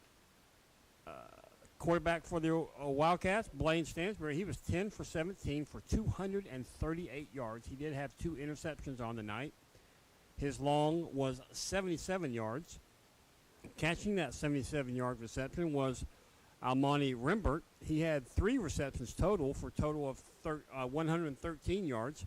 Brendan Hayward had 5 receptions for 86 yards. His long was the 50-yard touchdown reception. Will Presley had a 21-yard reception, and Jovis Dozier had an 18-yard reception. So as a team, the Wildcats had 113 yards on 18 carries on the ground. They had 238 yards through the air on 10 receptions. They had 2 interceptions, but they had 351 total offensive yards. Wildcats had 13 first downs in the ball game. They were penalized 5 times for 37 yards. Coincidentally, that was exactly how many penalties and yards they had in the first half. So not a single penalty for the Wildcats in the second half. Now looking at the statistics for the Powell Panthers, they were led on the ground by Connor Wheeler. He had 26 carries for 120 yards. He averaged 4.6 yards per carry. Quarterback Deuce Rogers, he had 18 carries for 65 yards. Marcus Jackson, he had 9 yards on 2 carries, and Noah Brewer had an 8-yard carry. So as a team, the Powell Panthers rushed the ball 47 times, totaling 202 yards on the ground. That's an average of 4.3 yards per carry, 2 yards shy of what Dozier averaged for the Wildcats. Through the air, passing, their starting quarterback, Deuce Rogers, he was 12 of 18 for 164 yards. He did have 1 interception. His long was 41 yards. Jalen Benjamin came in late for the Panthers. He was 3 of 4 for 34 yards. His long was 31 yards. Receiving for the Panthers, they were led by Fabi Noah. He had 5 receptions for 113 yards. Adam Weaver, he had 3 receptions for 49 yards. Dylan Stooksbury, number 16, he had 20 yards on 2 receptions. One of those was for a touchdown. Weston Williams had a 7-yard reception. Connor Wheeler with a 4-yard reception. Bryant Taylor, he had 3 receiving yards on 2 receptions, and Matthew Clayton had a 2-yard reception. So as a team, as I said, the Powell Panthers, they had 202 yards on the ground on 47 carries. They had 198 yards through the air on 15 receptions for a total offense tonight of exactly 400 yards. An impressive 24 first downs for the Powell Panthers. They were penalized 7 times for 60 yards. A lot of those penalties were really frustration penalties late in the ball game. Alex, I'm not sure if you heard me, but I said the Wildcats, after having 5 penalties for 37 yards in the first half, had no penalties in the second half. So that was a big factor, in my opinion. So looking at the team side by side, rushing yards, Oak Ridge had 113, Powell 202. Receiving yards, Oak Ridge with 238, Powell 198. Total offense, Oak Ridge with 351 total offensive yards, Powell with 400. First downs, Oak Ridge had 13, Powell 24. Penalties, Oak Ridge 5 penalties for 37 yards, Powell 7 penalties for 60 yards. So looking at the statistics, Powell wins in almost every category. They had 11 more first downs than the Wildcats. Unfortunately, they had more penalties, but fortunate for the Wildcats, it's not on paper, it's on the scoreboard, and the scoreboard said Oak Ridge victorious tonight, 35-21. Alex? To answer your question from earlier, no, I could not hear you, and if I sound kookier than normal, it's the fumes probably hitting my brain, what little are left after the just inhaling fumes from the leaf blower you can obviously hear in the background. Josh, Mike, people got to go to bed. It is a school night still. So you guys, final thoughts on this great way to start a season, 2-0. Josh, you're first. Well, just like you said, a great way to start the season, especially for the new head coach, Derek Rang. This team, I think, believes in him. They have a culture that's focused on winning, determination, fighting hard, not giving up, and overcoming adversity.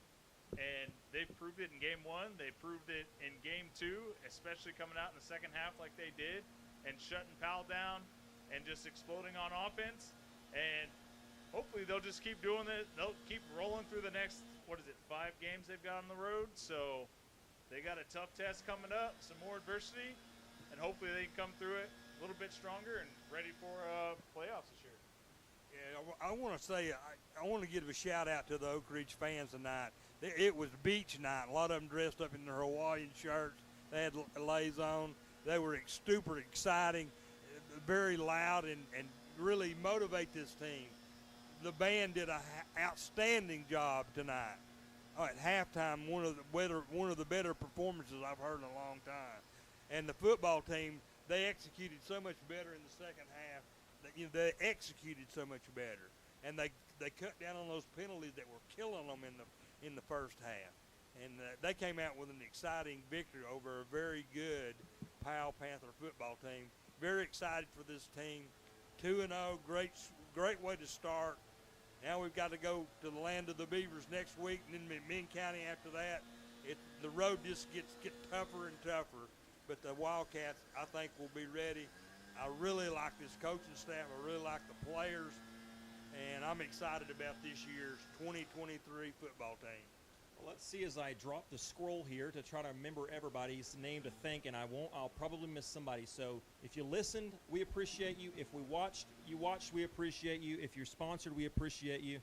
Thank you so much. For Alex Waraxa, Josh Frazier, John Ulrich, Matthew Charles down on the field filming this ball game. For Mark and Shauna Haste, always thank you, but especially tonight, thank you for your hard work, along with producer David Clary, who really straightened things out and helped us get back on track after some technical difficulties. For Brian Bennett back at the station, for Mike Sheehan, I'm Alex Myers. David Clary will be back on Wednesday for Crunch Time at Pizza Inn. We hope you'll join us, or if not, we'll watch us on YouTube, and you'll also join us as we travel to Carnes, the land of the beaver, as Mike just said. David Clary will join us and be back in the catbird seat next week. So long, good night, and as always, go Cats.